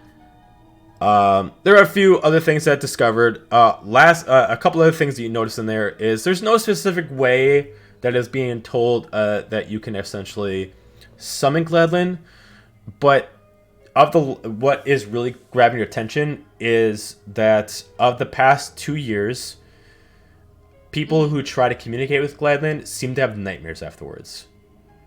They constantly are getting flashes of 3 different sets of nightmares. One, an Armageddon, caused specifically by Gladlin's dragon. 2, specifically either A, that the forests kind of overtake everything in the world, including civilization, or B, that all the forests basically disappear along with Gladlin himself. And then the last option is essentially that the Order essentially captures Gladlin and uses Gladlin to manipulate fate. Okay. The Cool. last thing you got in there is specifically something that's less gossip and more fact. This one looks like it's written by somebody else who looks like it's a researcher of someone who seems very intelligent about gods. And it seems to have a different viewpoint about Gladlin than the rest. Specifically brings up the fact that talking about that Gladlin has too much power. The fact is, Gladlin controls fate and destiny, which has always been controlled by 3 to 5 gods. Gladlin's the first person to control all 3, and any god that has that much power will eventually destroy everything. Last time, one god actually decided to use up too much power, was specifically the Plague Angel. Right. So, Cool. yep, that's what's in there. Cool. Would based off this readings, because I know Corbin doesn't have like any sort of totem or some kind of religious symbol-esque thing. Would Corbin get to like help channel like Hargrim does? So like, would he pick up on anything that might help? I mean, Ish.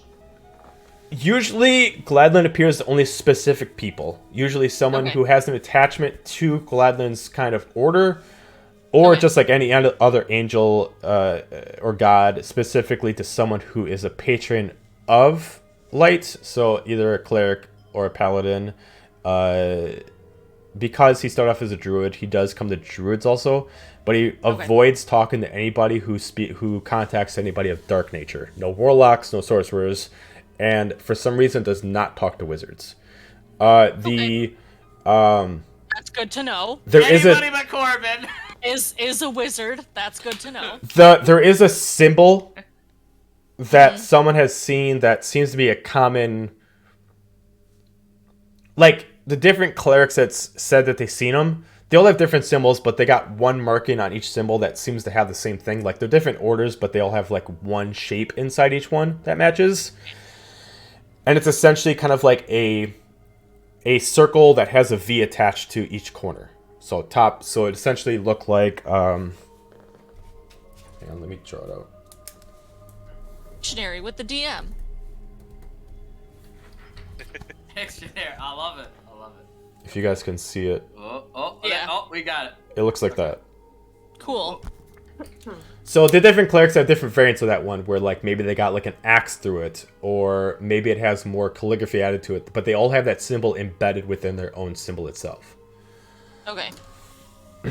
I know it's not something, it just was something that, because this is a book about, like, new-ish gods, right? Well, this book that you have is specifically about Gladlin, but the area that you're in does have more stuff about new gods, and it only has a few things of some of the older gods before they sacrifice themselves. Okay.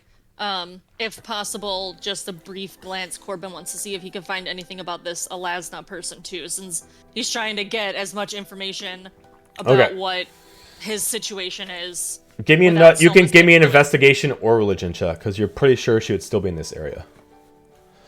And again, Corbin knows nothing, and he's trying to... just a straight roll, right? Either history or religion. No, I said just a straight roll, though, right? No no advantage, no. Okay. History or religion. Cool. I'm sorry, history or investigation. Okay, I'm still going history, which is a 14. 14.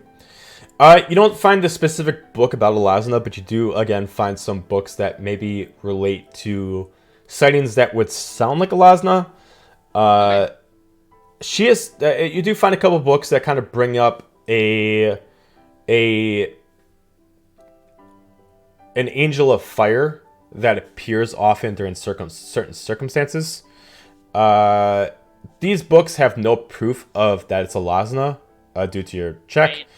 But you do see that throughout the books, it seems like the specific one, if it is Alasna, appears specifically in dire needs of people who are weak and they are being attacked by strong.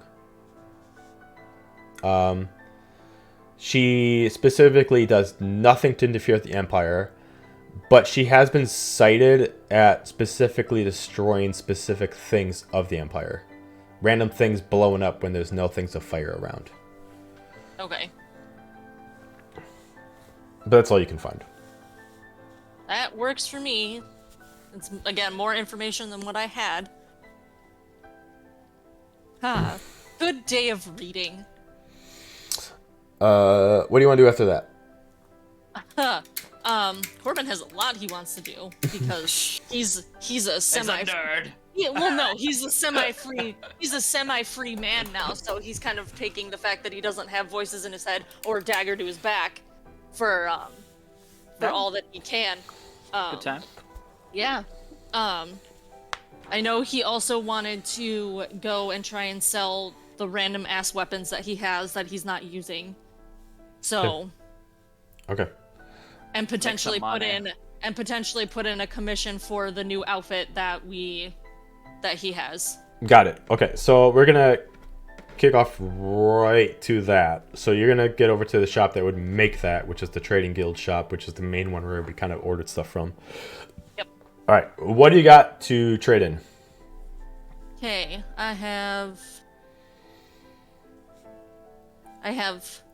one javelin, one short sword, and a spear Oh, the that I simple am not weapons. using. Okay. And I don't care what I get for them, but it's more than what I had. They'll only get you about Sure. 80 gold because they're not magical. That's fine. But is- based off of the outfit that you want, which aesthetically you would have, but if you want the abilities that would kind of like make sense for it, is there any specific thing that you kind of want for it other than what I would assume? No, just like the Assumptions. color scheme, Okay. and just The thing. make sure it's gonna match his future eye patch and whatnot. Okay. So to have a gold embroidered kind of a pattern to match and kind of have it fitted for you and tailored and have the ability to hold your weapons, he can probably make one for you within a week. That would be a +2 leather. So it'd be a leather with the additional 2 to it. And then probably a magical property of, let's say, let me think what would work best for that. I mean, we don't have to do it right now. Like, you can. I'm just trying to see what would be the best thing that would go with that. It would give you you have a resistance to fire right now, right? Fire. Hold on, I'm adding my monies. Fire, cold, and something else. Oh, I know. Gold. I know what gold can do. What am I thinking? It would get you a natural cure wounds spell. You could Oh, hell naturally yeah. cure wounds. Sick. So it would just be an ability, not a spell. So you would have like a kind of a land enhancement distance because it's gold. So Sweet. the cost of it would roughly be, though, because it is gold, not specifically the magical properties, would roughly be about 5,000 gold pieces. You're gonna have to Cool. rob a bank. Do you have that, Corbin? Do I have that? You're funny. Sell your body. For The guy sex. does. The guy would look at you though. I do favors. If you want something like this, I do have a job that needs to be done. If you are willing to take up the task, Gold. I think Celeste owes you like 15 gold, just so you know. Let's owe Corbin a drink. he immediately goes into the drawer. He pulls out a scroll. He passes it to you as he kind of explains. So, there is let's say an incident that I want taken care of. Nothing terrible, mind you. Nothing really breaking the law, but Good. I don't like breaking the law. there is. Law hurts. No, I- it hurts. I've had a problem with my shipment coming in. Let's just be out and be frank right away. A lot of my shipment is coming in illegally through the Underdark. That's how we mostly get our stuff around here. Unfortunately, appreciate it the seems honesty. like something has been attacking my my source that brings things in, and he has become a mixture of scarce to go back in and not responding to contact until I take care of the problem. I by no means am I a warrior. Am I good at making weapons? Yes, but not using them. If you can take care of this problem for me, and he immediately points onto the scroll and he mentions it is located here on the map. If you take care of the problem for me, I will take these weapons from you and make the outfit free of charge. Oh, awesome. Handshake?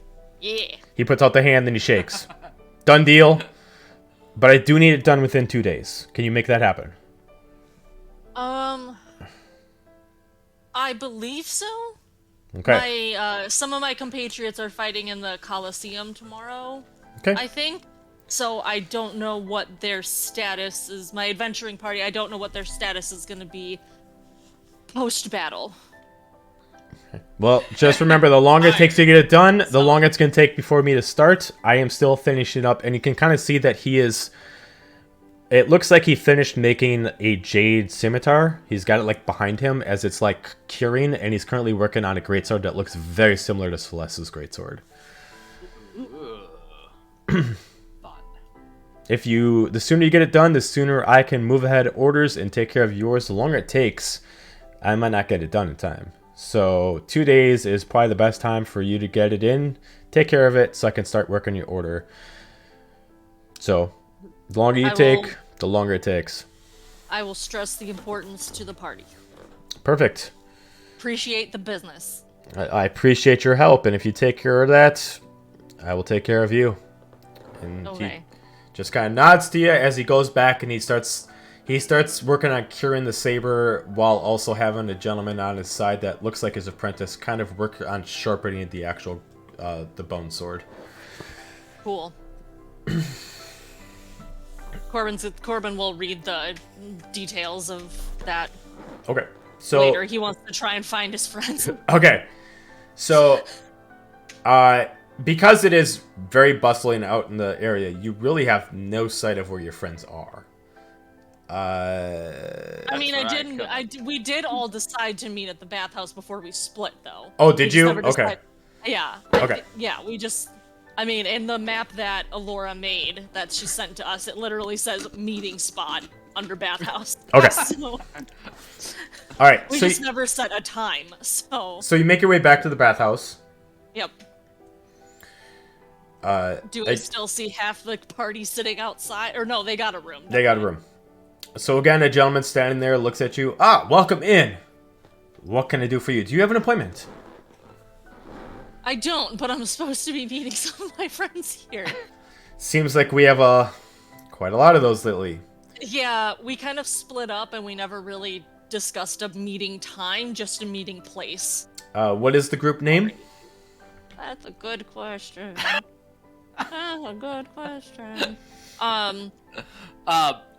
I'll intervene a little bit. I'll awkwardly you- walk out and just exploring the place, and I'll find Corbin. Okay.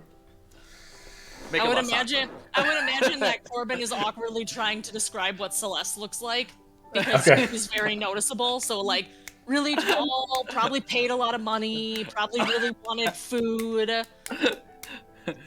As you keep describing, like, Continuing to go on. I'm just there. so Probably wanted Hail the best to the service. Yeah. Corbin! Oh, hey! So you're standing there. What'd you say about Celeste? That she likes food. Oh. She loves food. Yeah. Uh, Come Wait back to till the we- room. Wait till got we a introduce shit her to ton. Thanksgiving. Let me tell you, like, Oh my Ooh. god. Like, all the intimacy Celeste had back in the day when she was a vampire doesn't even compare to the intimacy she loves for food right now. just I like, feel like- a little bit. just like eating a burger and rolling her eyes, finding, ugh. Celeste epilogue needs, in the epilogue of Celeste, she needs to become a chef. It needs to happen.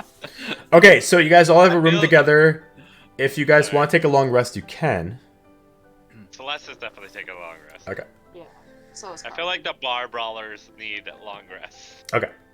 Corbin's just gonna look at Cargum and be like, "Man, you look like shit." I know that you're still mad didn't- that I called you didn't- soft. That didn't go as you planned, did it? Room. We had to buy our own room. Why don't you go get your own? Why don't you go take a nap? Stop talking shit. Eat a Snickers bar. Grumpy started. Gramps. You started with the shit talk. I'm just finishing it. See, Hey, we like, have 2 another. hours later, like, remember when you said I was soft? Like, Yeah. That was soft. This is another shirt idea. We have Hell Yeah shirt. And then Grumpy Gramps. I love it. It's like Grumpy Cat, but Grumpy Gramps. Yeah. I love it. We all gonna take a long rest? Yes. Corbin already doesn't- clicked on it. Corbin doesn't need it, so he's gonna read more details of his scroll and try and figure out what his job is and... Well, remember, if you don't get a long rest, you get exhausted. Oh, okay. Oh, Yes, 'cause then you're long Corbin. rest, yes. Hasn't it happened to you before as well? I tried, and then I ended up becoming a night shifter and sleeping throughout the day, and then the boat almost sank. So, yeah, You rocked Corbin... the boat. So, Yep, and then... before you guys hit the buttons, a few things happen during your rest. Sorry, Celeste. We're gonna start off with Celeste. Ooh. Not really a nightmare that necessarily happens, but in your dream, it is very vivid. You immediately wake up, and you are kind of like seeing a bird's eye view of some kind of cult that is happening. And you just sense the aura of one person who's kind of like sitting at the pedestal. As you see people dressed in similar robes to what was described to you as the gray-black robes with skull masks on, all bowing in front of someone at a pedestal while another person is doing a ritual, and someone hanging on the wall that looks very similar to Norin. As you immediately see the person sit on the pedestal is the madam, and you're kind of like sensing like your blood source coming from her. And as soon as you see Norin, you immediately break out of the dream. You still get your full rest, but you get that in your dream. Is there a negative part of that rest from having like a bad No. dream? No, it's just more or less, it's almost kind of like you can see, it's almost like you can kind of still have an attachment to your blood for a little while, even though you're a human, so you can kind of see what's happening with the madam. Okay. Is Celeste woke up then?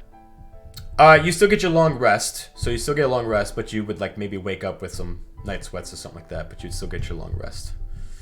You're gonna wake up and be like, God damn it, what the fuck did I drink yesterday? I'm gonna stay away from that. It's one of those dreams that's like too real, and you're like, oh no. Right? Like Sarah's leg getting taken off. Kargrim, in your dreams, you get a similar dream to sometimes that you get quite often when you were training as a cleric.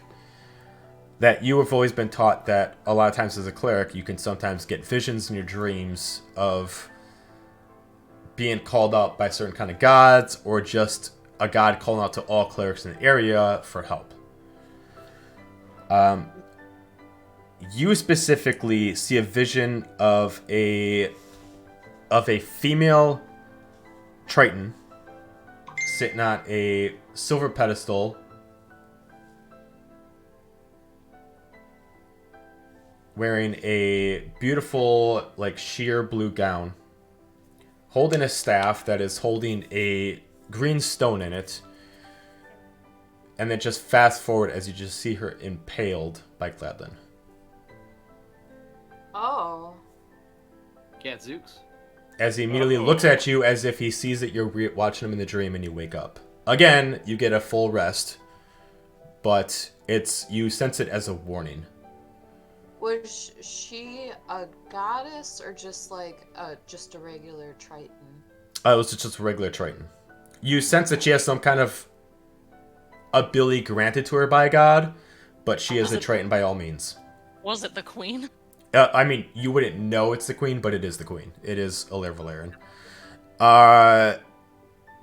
We are now going to go to let's see. Hell, you wouldn't know this, so you're fine. Yay! Yay! So- I am ignorant. Hooray! Yay! Corbin, Limu is ignorant. Shut. You got this. in your dreams, you feel it's very similar to whenever you get attacked by Soma, but you can feel the power of the actual bracers assisting you, as you feel like nothing's necessarily attacking you, but you're getting kind of like a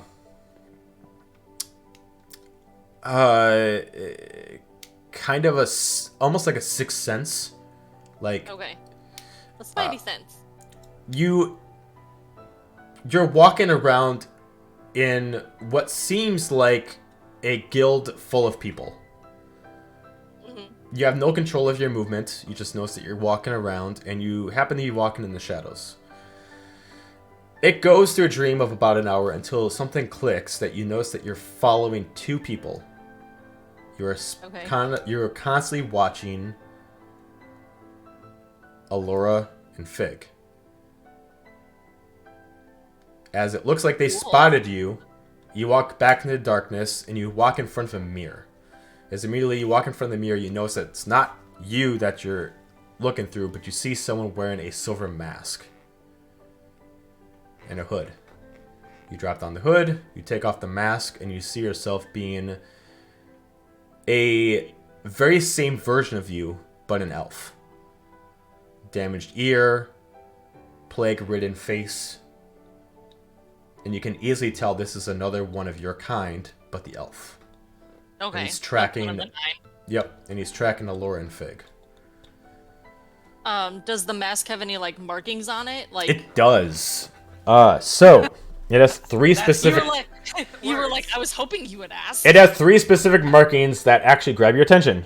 One is there is the exact same kind of enchantment that controls your bracers that is at the temple of the mask.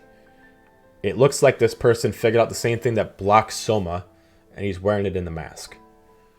To be more specific, this person is a male, in case that wasn't apparent. Second, there is like an engraving that goes around the mask. Looks like it's an enchantment. You can give me an Arcana check to see if you can understand what the enchantment does. Mask with temple that marks that blocks. So. Yep. It seems like it has the exact same enchantment as your bracers, but it's at a smaller source. Kind of like what happens when you're going to get them. Like the eye patch. It looks like what you're... Yeah, essentially. Okay, you said Arcana. That I can do.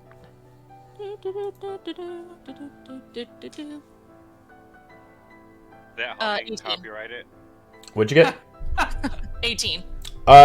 You know this specifically is an enchantment of dream sleep. This enchantment allows, and wait for it, if anybody invades your mind, you see through theirs. Oh, okay. Spicy.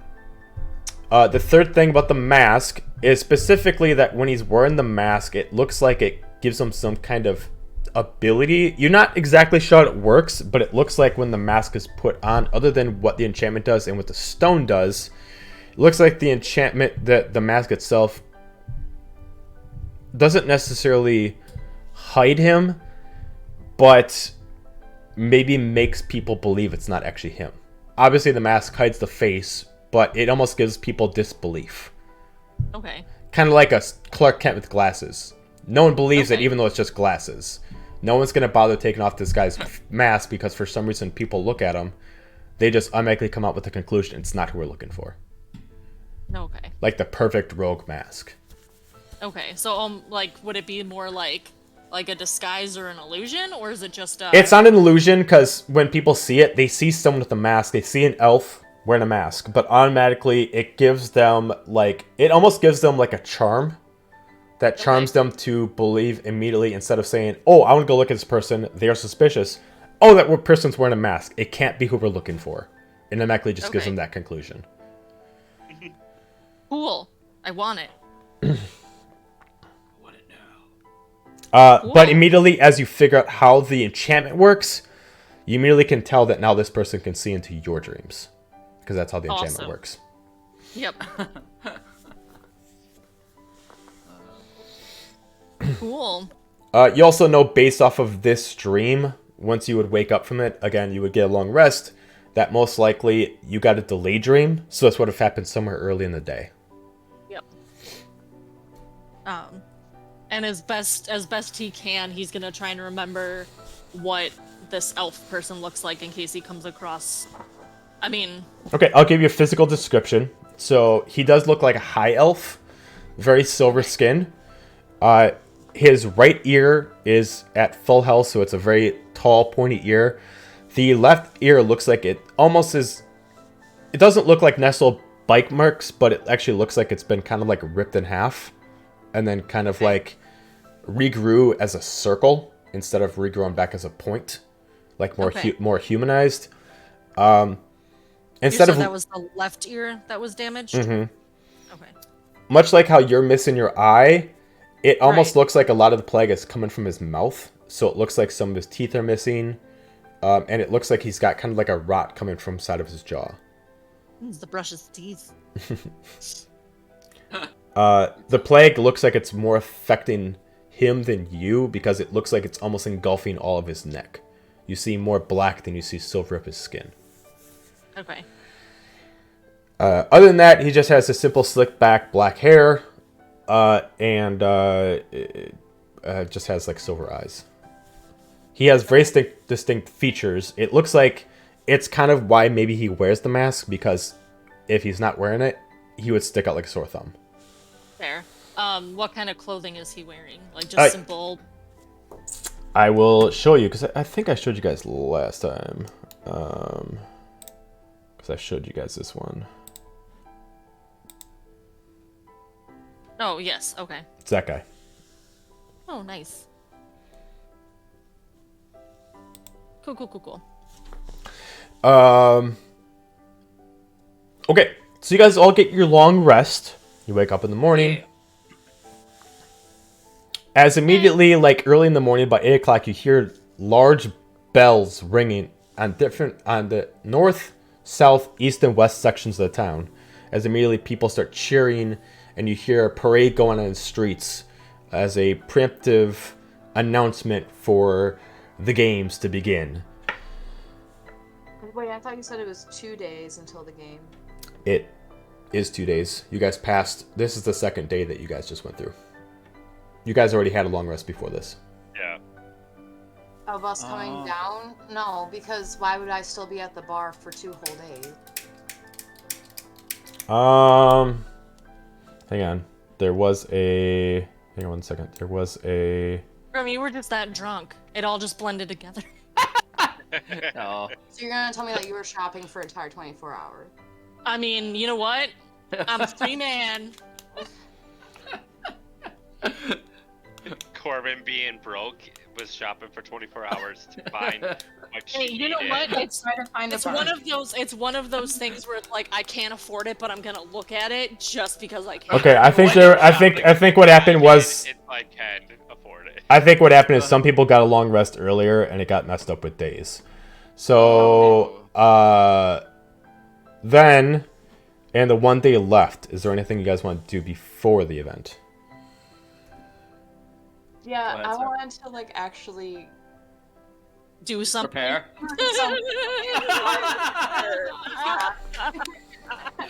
He was like, "Let's get a drink," and then it turned into a whole fucking to-do. So Yeah, it did. And what have we learned? Oh, to drink What more. have we learned, Cargrim? not call Corbin soft because he'll go on about it for a second. Okay. That's right.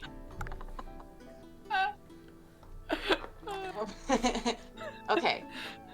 No, I don't know where my notes are, but we came down here because dude was killed and there was some sort the of missing society thing with masks. Where am I? Oh, the Well, okay, so there's a few small missions map. you guys have. So the original reason why you guys were brought down here, specifically as a request from V, was the first thing that she wanted you guys to do was to go find the husband and wife that were the main profiteers for the area, and Lila and Darwin. Or... yep, We can safely assume that that's the Don. no, that is not the Don.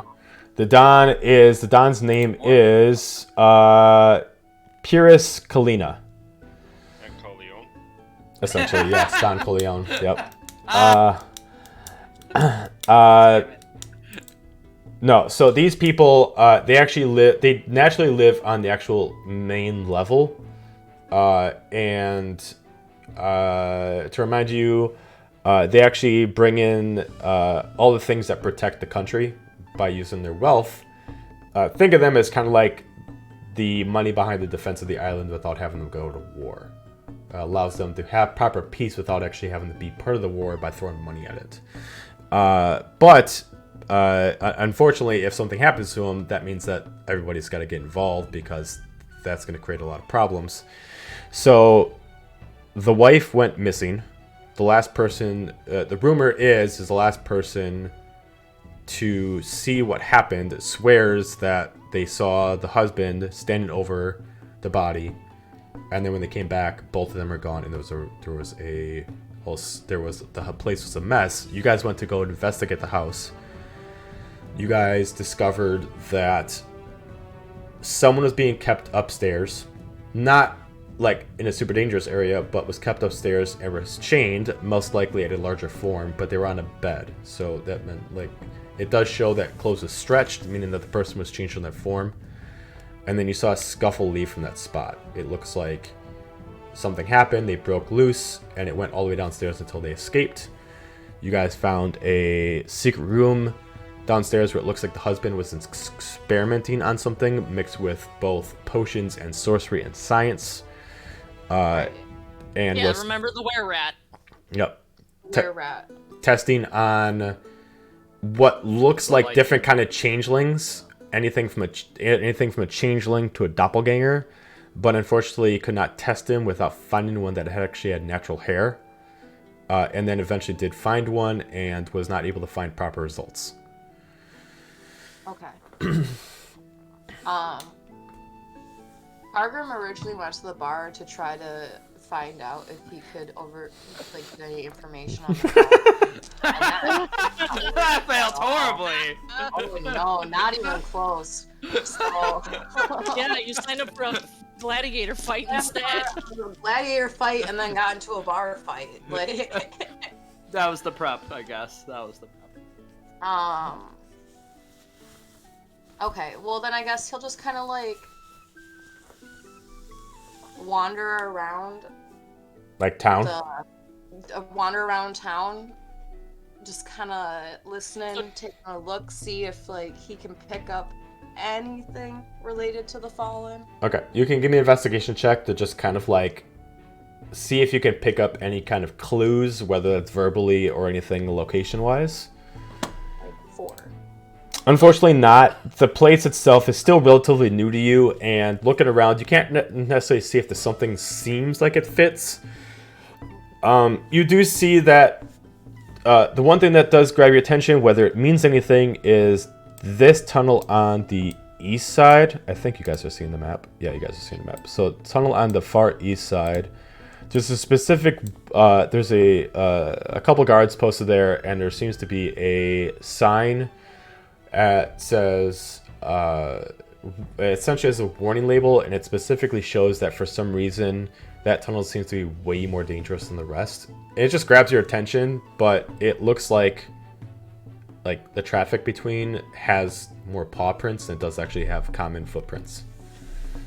Okay. Well, I don't know. Friends. Don't give up.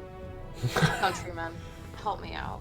Roman. I want to hear this. Now, again, to repeat to everyone, the way that skill checks work is if you want to try it again, you can always try another investigation. Every time you try it and you fail, the DC goes up higher.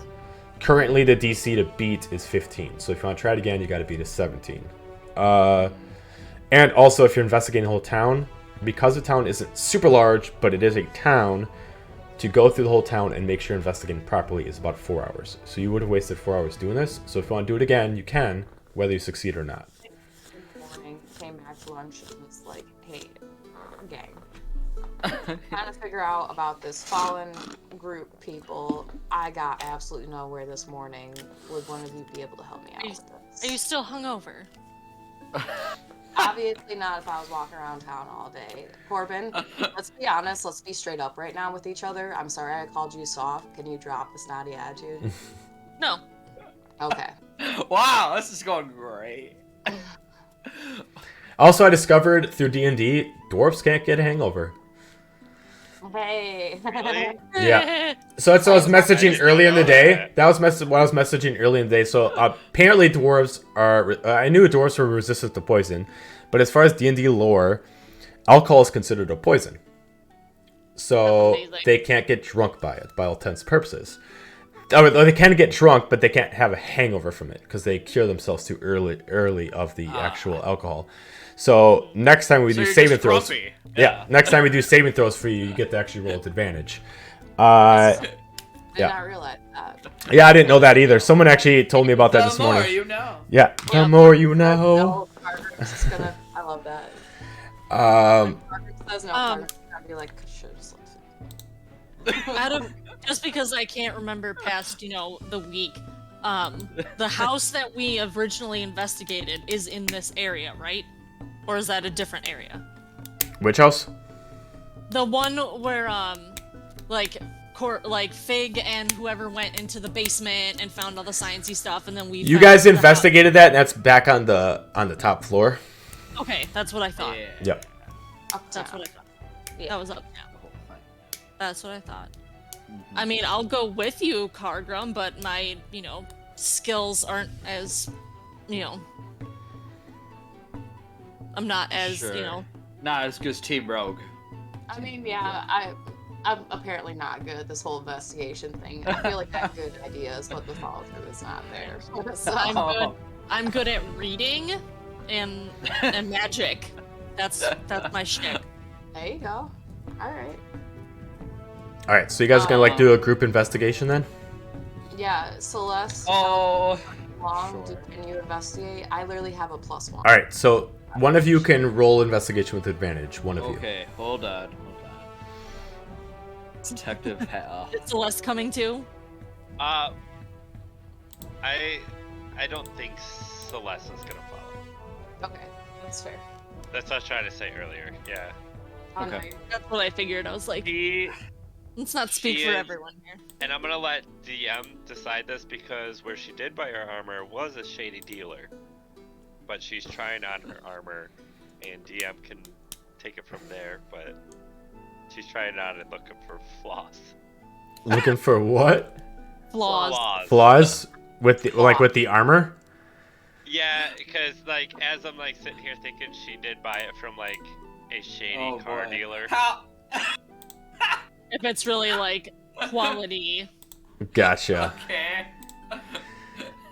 All right, you can give me an insight check on your armor as you're wearing it. I'll let you finish up with them. Okay. Before, yeah. Okay. Yeah, no problem. I have the +7. Do either of you Yeah. have better than a +7? No. Oh, good. I figured as much. So I'll help. Yeah. Me and Eos will lend our expertise of investigating. Okay. So I will get advantage with this, correct? Yeah. Okay. 12. Ooh, we're taking the 12 plus 7 is a 19. Okay. Hell yeah. Hell yeah. So as you guys work Hell together, yeah. go around town, you find a few clues. One is when you go past the inn, you see pamphlets of another missing persons case, and it is shown. It's shown that the last that the person who is as a possible suspect is actually Darwin. Last seen in the eastern tunnels, so these tunnels. Sorry, which tunnels? I had the other page open. East. Eastern tunnels. Cool. Rhymes with West. You also see above that tunnel, added to a sign that Cargrim saw, there is also notices of warning. There has been a high case of missing changelings, mind flayers, and doppelgangers. Last thing you see is that there is bounty hunters that are around, and it looks like they're specifically looking to kill a werewolf. Okay, that's important because we're also looking for that too. Specifically, it looks like they're hunting for it the exact same description of what you're looking for. Specifically, looks like they're talking about how they're kind of at a rally because people are kind of starting to fear this creature running around and creating a muck. And it looks like the town itself kind of threw some money together to hire these people, and it looks like they're specifically describing that they do specific jobs that are outside the norm, that they get hired to hunt creatures that are not basic, like not just a simple werewolf. This is a very specific kind of werewolf. Yep. Were rats? You're right. Right. One of them is actually decked out in what looks like actual werewolf skin, and the only way you can tell it's actually werewolf is part of its hide actually looks human. So it looks like actually as he's wearing it, you actually see partial like actual human skin on it. It's very disgusting, but he is very proud of wearing it. Yeah. Also, as they're walking and talking or whatever, Corbin's gonna also at least fill these two in on the mission he picked up, also conveniently in the Underdark. Okay. So I wanted. Sorry. Is this Sarah asking? No. Well, kind of both. I just got this scroll, and there's a guy whose shipments are being stopped, Oh. and it's kind of the same deal as Hal, where he does a favor, I do a favor for him, he does a favor for me, kind of thing. But he said that time is of the essence, and By the way, Hal, do you So- remember what your mission was? Find the wizard. Find the wizard. who is turning people into werewolves. Yep. Yes. It's all connected. That's so cool. So which, I guess, is that one like the most like time pertinent one we have? No. So that specific mission was just requested to get done before you guys return to go get the eye patch. Okay. It's the only one that does not have technically a time crunch on it. It just needs to be done Sure. before you guys head back up. Right. But I Same guess. with yours. I mean, mine's about the same, yeah. By the way, at this point, from doing investigation twice around the town, even though the second time did a lot better, it is at that point about 3 o'clock. Well, Well, we could- thanks for helping. Do you want help with your mission since you helped me with mine? I mean, again, I feel like both of our missions are taking us to the Underdark, and I feel like once we go there, it's gonna, it's not, I don't think it's gonna be a simple one and done type. Yeah. Okay. yeah. Right. That's gonna. We gotta make sure you're back for your fight. Oh, fuck. Yeah. How do I opt out of that? Do you? You can't. Your reputation is on the line. Yeah. I don't know about that. Well, yeah, you're probably right. Again, if We'll only. win if, something. We'll win If something. only, you if just- only someone had tried to stop you. Oh wait. Oh, wait. It's okay. It's okay. No. We're here now. Come on. We got some people in there. It's okay. I'll be sure to make money off of you one way or another. I'm gonna be. I guess. Taking bets. So 500 gold on he dies. No. no, that would have been yesterday. Yeah. Right. Anything you guys want to do for the rest of the day? I think the easiest thing would be to go to the docks and try to see if we can find out who's doing the shipment things. So there's Does no specific docks in here because it is underground, but Alright. there is Oh, I underground, was yeah. literally Hold up. thinking that. It's not a boat. Underdark. So Underdark. we can see who's doing the shipment things. Maybe we'll find the werewolves along the way. But I Do we feel know like what time that's gonna the take fight starts? longer. the fight starts at 10 a.m. the next day, so it would essentially start in 18 hours. 12 hours. 18 hours. Do you want me to do 17 the hours. investigation check now or wait for it next time? You can do it now. Like, okay. I feel like we should wait until I'm really we're all nervous together to about go this. So. to the Underdark. Okay. Do you want to do the time? Fuck off! And- What is going Yeah. on? What'd you get? 1. Okay. Oh, what? You suck! Your armor's perfect. That's like the 6th nat one I got all night. You The gotta first use thing- some dice, bro. And The you've first only thing that, rolled, like, the three only times. thing you can figure out is it's like wearing a shirt and you find out when you get home that the shirt doesn't actually fit properly. It looked like it would be your size when you got it, but when you put it on, it runs a little big, and you can't tighten it any more than you tighten it now. So it feels loose, aka stealth checks are at disadvantage. AKA Celeste needs to eat more food and bulk up. Clankety clank, clankety clank. Clankety clank. The We gotta make- food is going to all to the hips. Wow. Or I blame it on the mirrors. They're using those funny mirrors like those high-end. Oh yeah. Oh, yeah. The funhouse mirrors. The only thing Corbin wanted to do, just because he wants to try and get a general feel for each of the buildings, is he wanted to go check out the pharmacy and see what that's about, because no one's been over there. Okay. Sure. I'm just curious. Corbin's more just curious and trying to fill his brain full of knowledge.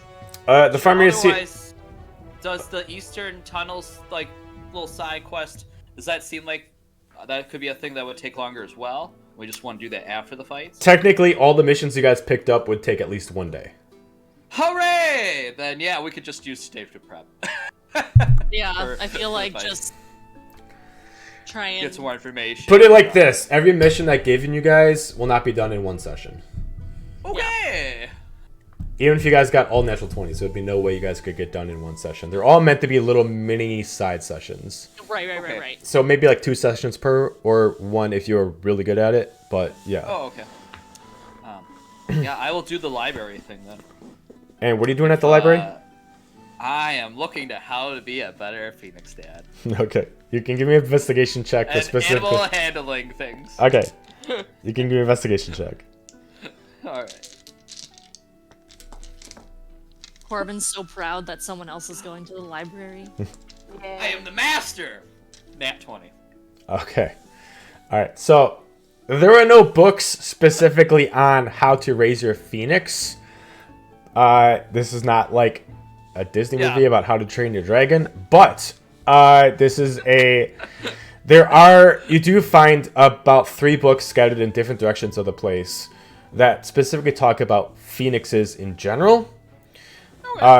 When you go through them, you do find general information that seems very factual.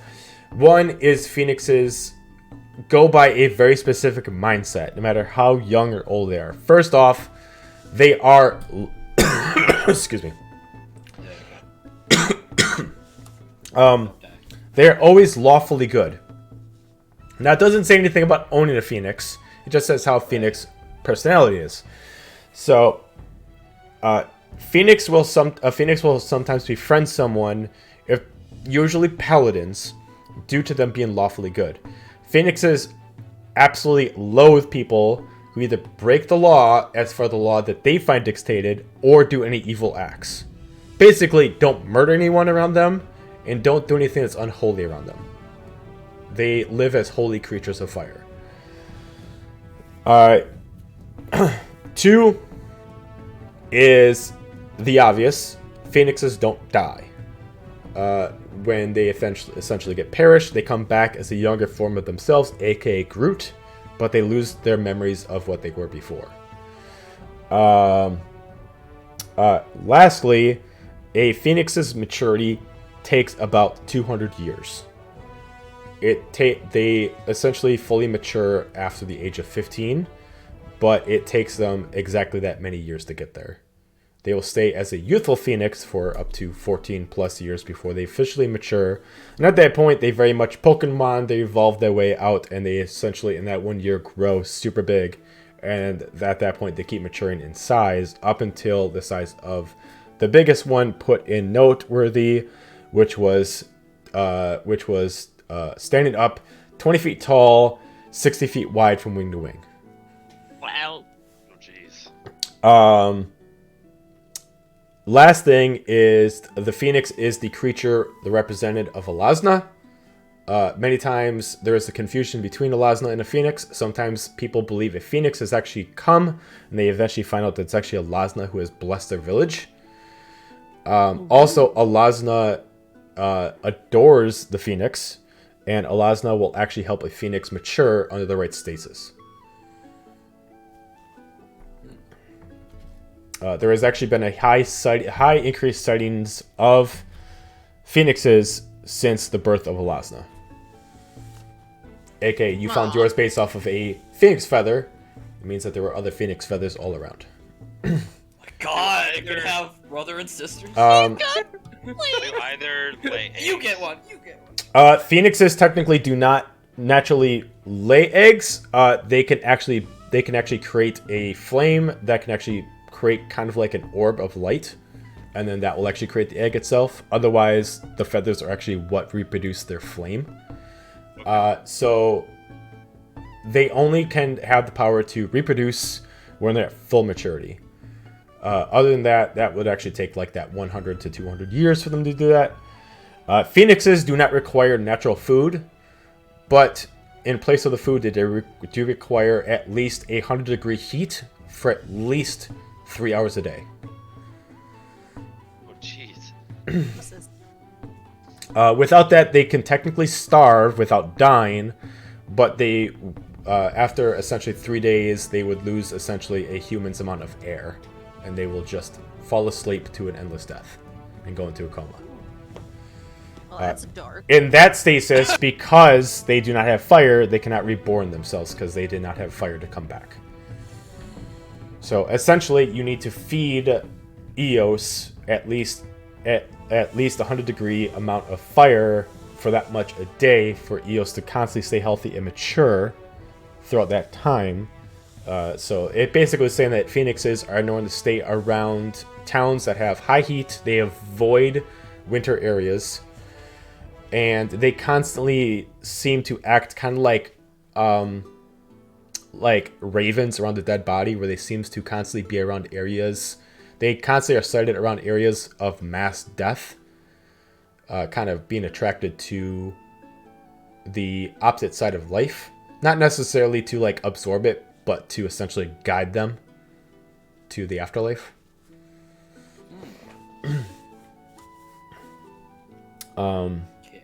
There are notes that says this essentially, if you find a phoenix, be wary. The phoenix is very judgmental. It will judge you a book by its cover, and if you are not, by a definition, what it deems to be a good person, it will attack you. Keep you on the straight and narrow. Yeah, so basically you got a few rules here. One is if you start going too far off lawful good, you can lose Eos. Eos might not kill you, but Eos could just fly away.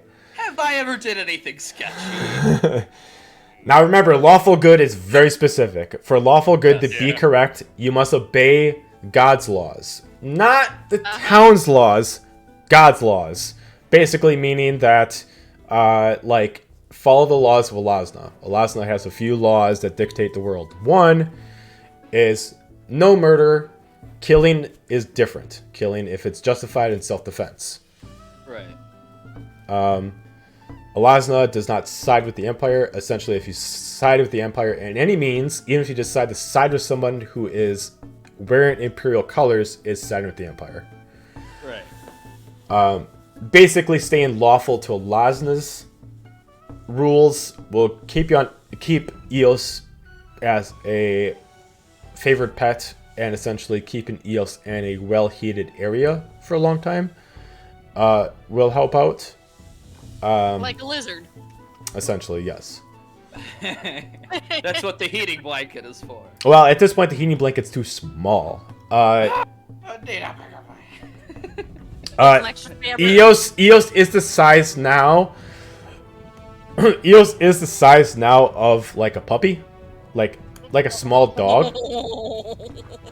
So you could essentially buy something for Eos as like an enchanted like leather armor for Eos that essentially naturally absorbs heat, and like very much like Superman, like the suit that actually absorbs red sun energy and just gives it, so he doesn't naturally need to be near the sun. You could essentially do something like that and essentially trade in, like have the blanket kind of like turn into some kind of leather enchantment for Eos to wear. That way he's constantly absorbing sunlight, because down here there's really no heat that Eos can absorb from. There is still heat around, which is given the bare minimum nourishment, but if you use Eos in combat, Eos will be at disadvantage. That's good to know. Because there's still torches, there's still flames, and Eos isn't going to like eat the flames and absorb them. It's just, he just needs the heat. Right. Or she needs a heal. I forgot. Is Eos? I forgot. Is Eos male or female? I always forget. Male. Male. Okay. He needs a heat. Male with an E. Yep. Male with an E. All right. Anybody else? Margum, go. I'll do just like a 2-second thing. Would the shop have bonus action healing potions? Yes. Okay. How much are they? They're 800 gold apiece. 800 gold apiece. Well, all right. So regular action healing potions are 50 gold apiece. If you want the bonus action ones, they're 100 gold apiece. 100, not 800. Yeah, 100. 100. She thought you said 800. Oh, yeah, 100. 100. 100. Damn, we got 100. a deal. I was like, damn. You got gypped. Now remember, you can't use potions inside the arena. I can't use potions. Yeah, you can't reuse What if any. That's why you can. There's breaks in between each round, so you could technically short rest to use hit dice, but Yeah, you can't so- really heal. So I'll explain how this is gonna work. So I created 16 people, 14 technically, because there's 2 of you. Should we wait for this explanation until everybody's here? I'll go over it again later, but Okay. I'm gonna roll. Everybody rolls initiative, and I'm gonna organize everybody who plays against who. That way, I'm not playing favorites of against who does who. Once you complete a match, you'll take a 2-hour break in between. 2 hours is exactly what you need to do a short rest. During that time, you're not allowed to use any potions, but when you take a short rest, you can expel hit die to heal yourself. Meaning, basically, it's a game of survival. So so second round, you will not have 100% health. Right. But neither It's will your literally opponent. Go until you can't go no more. Right. Your opponent won't have Somewhat 100% like- health either. Somewhat like zombies mode on Call of Duty. Kind of. Right. So, like, for example, let's say it's not L that you're fighting the second round, it's an NPC I create. To make sure that I'm making it fair and they win the first run, I'm going to take away 25% of their health for round 2. So it's even. Bless you. Yep. Thank you. And then Okay. for round 3, I'll do it the same thing again. I'll take away 25% of that person's health and so on and so forth, assuming that during their break, they're expelling hit dice. To remind everybody how that works, because you guys don't do it too much, during a short rest, you have in your characters, you got hit dice, which is exactly the amount of levels you have. So you should all have 14 hit dice. For a cleric here, your hit dice, I believe, is a D10. During a short rest, you can say, I want to use 2d10 to heal myself. So you roll 2d10, and let's say you get 8. You heal yourself for 8 points. You can keep rolling until you get the amount that you want. So you can say, okay, I'm going to do each one until I feel comfortable, and then you can stop there. You don't have to just say, I'm going to do 2, and then it's like, all right, you can't do any more. You can keep rolling until you get the allotted amount you want, but you don't get hit dice back until you get a long rest. So you got to be smart with them. Okay. Because no magic is being used, there's no reason to worry about using up your magic, but you still get your abilities. So you still get, like, Divine Strike if you have it. Okay. And all intents and purposes, if it's an ability and it says long rest, I'm going to give it back to you during a short rest. Okay. So if it's any ability, let's say, for example, Action Surge. Action Surge you only get once, and you can't use it again for a long rest. But because it is so useful in combat, if someone for a fighter has that, they'll take a short rest, whether or not they expel hit dice, and they'll just get it back. Because it's just an advantage for yourself for combat, so it just works. Gotcha. Okay, that makes sense. Then never mind. I'm not gonna waste my money on a bonus action one if I can't even use it. Yeah. Okay. Fair enough. Right. Use your winnings. It for the reason why I'm doing it this way is specifically because if you're going one-on-one and you sacrifice your action or your bonus action to use it, you're immediately going to take damage your next turn anyway, because the only person that they're going to attack is you. So it's kind of wasting your money. Yeah. So, and also if I did this, I could just say that another NPC is super rich and they'll have like a greater healing spell. So it's just like a healing What's potion. your So superpower? yeah. I'm rich. I'm rich. So this just makes it fair across the board, so I don't have to give each NPC gold. I can just say they have the basic bare minimum. Maybe they have like a +2 sword, but I'm trying to compare them to you and Alora. Because Alora has 2+2 daggers. You have a bunch of great weapons that are enchanted, so everybody in there is going to have some kind of enchanted weapon. Nothing crazy powerful, but something that's equivalent to the ones you guys have. Make it fair all the way through. I will not increase the difficulty per level. It's just everyone in there is going to be the exact same level as you guys are. They'll all be level 14. Cool. So, taking that into account, anything else you guys want to do? Corbin's going to investigate the pharmacy, but he doesn't plan on. He just wants to see what's in there. He doesn't really plan on buying anything. Got it. Just So, yet. like Just most wants to see what's pharmacies, just like most pharmacies, you find everything from toxins, oils, potions, the works. The only difference with this pharmacy is it looks like this pharmacist specifically creates his own concoctions. So you see behind the shelf that he keeps kind of like locked up his own custom ones. Give you an example. For anybody who watches Ruby here, episode 1, you see the jewelry store guy, but he has his own custom stuff behind the shelf. This is kind of like this guy is messing with stuff, and he's kind of making his own exact potions, and you can kind of see it. You can look at them just like a cocktail. If it's made properly, you can kind of see what's inside of it. You can kind of see, I can see a little bit of healing potion in here, but I can also see, based off the coloring, maybe this gives me an immunity to poison. Okay. Some variation. All of his stuff behind the shelf looks like it heals you, plus gives you a bonus for something for like up to an hour.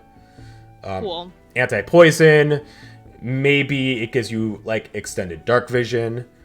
Maybe it's a regen potion, which it heals you right now, plus for up to an hour every time you take an action, you can heal yourself for 5 points. Stuff like that. Cool. We'll definitely take note because I feel like some of these will be very important for Underdark business. But you do see prices. The smallest Yeah. price for his mixtures is 200 gold pieces. okay, cool. Just an Good to FYI. know. And they are all actions, so none of them are bonus actions. Right. Yep. But it's still good to know to relay to the group. So, okay. If that will be all, you guys will take your long rest again. We will go back to what I was saying, where the parade was going on. Did Celeste do your equipment thing already? Yes. Okay. Sorry. We'll find out more about that later. You guys see the parade going on as immediately, they're not here, but Fig and Alora get a telepathic communication, and you haven't seen them in the past day because they were in a different spot, but you eventually see them leaving through the parade as you see them kind of walking through the parade, and they see you and they kind of wave as they kind of point that they're heading over to the Coliseum. And you all see that there's a sign going in the direction that they go where it says contestants enter here. And then you see, so essentially if you are a contestant, you go in through this side, and if you are a observer, a spectator, you go in through this side. Cool. In a total, while you guys are looking, you see anywhere from a winged tiefling that looks like a druid. You see a couple rangers. You see plenty of people that has some pretty unique enchanted swords. And you see a few Genasis walk in, as far as competitors. What kind of? Can we tell what kind of Genasis? There is a fire Genasi and an earth Genasi. Hell yeah. So that's what we're gonna leave it off. Next session, we're gonna start off with you guys will. The whole session's gonna be nothing but the games. Right. So next session will be fully Coliseum. Everybody else, you will guys participate. The rules are for this is that we're gonna do the same thing. So when Alora and Kogram are on their 2-hour breaks, you guys can choose to walk around and do something. But you guys just can't leave the Coliseum. So if you guys see something sketch and you want to go investigate it, or maybe you see something and maybe it helps you with your investigations, you can go look at it. But unless you guys do something during the process. Cool. All right. All right. Hopefully everyone is healthy for the next session. Right. Yeah. Thanks everybody for watching. Sarah looks like she's holding it on by... Yeah. She's doing great. She's getting there. Thanks everybody for watching. We will see you guys Yep. next Thursday. Thursday. Yep.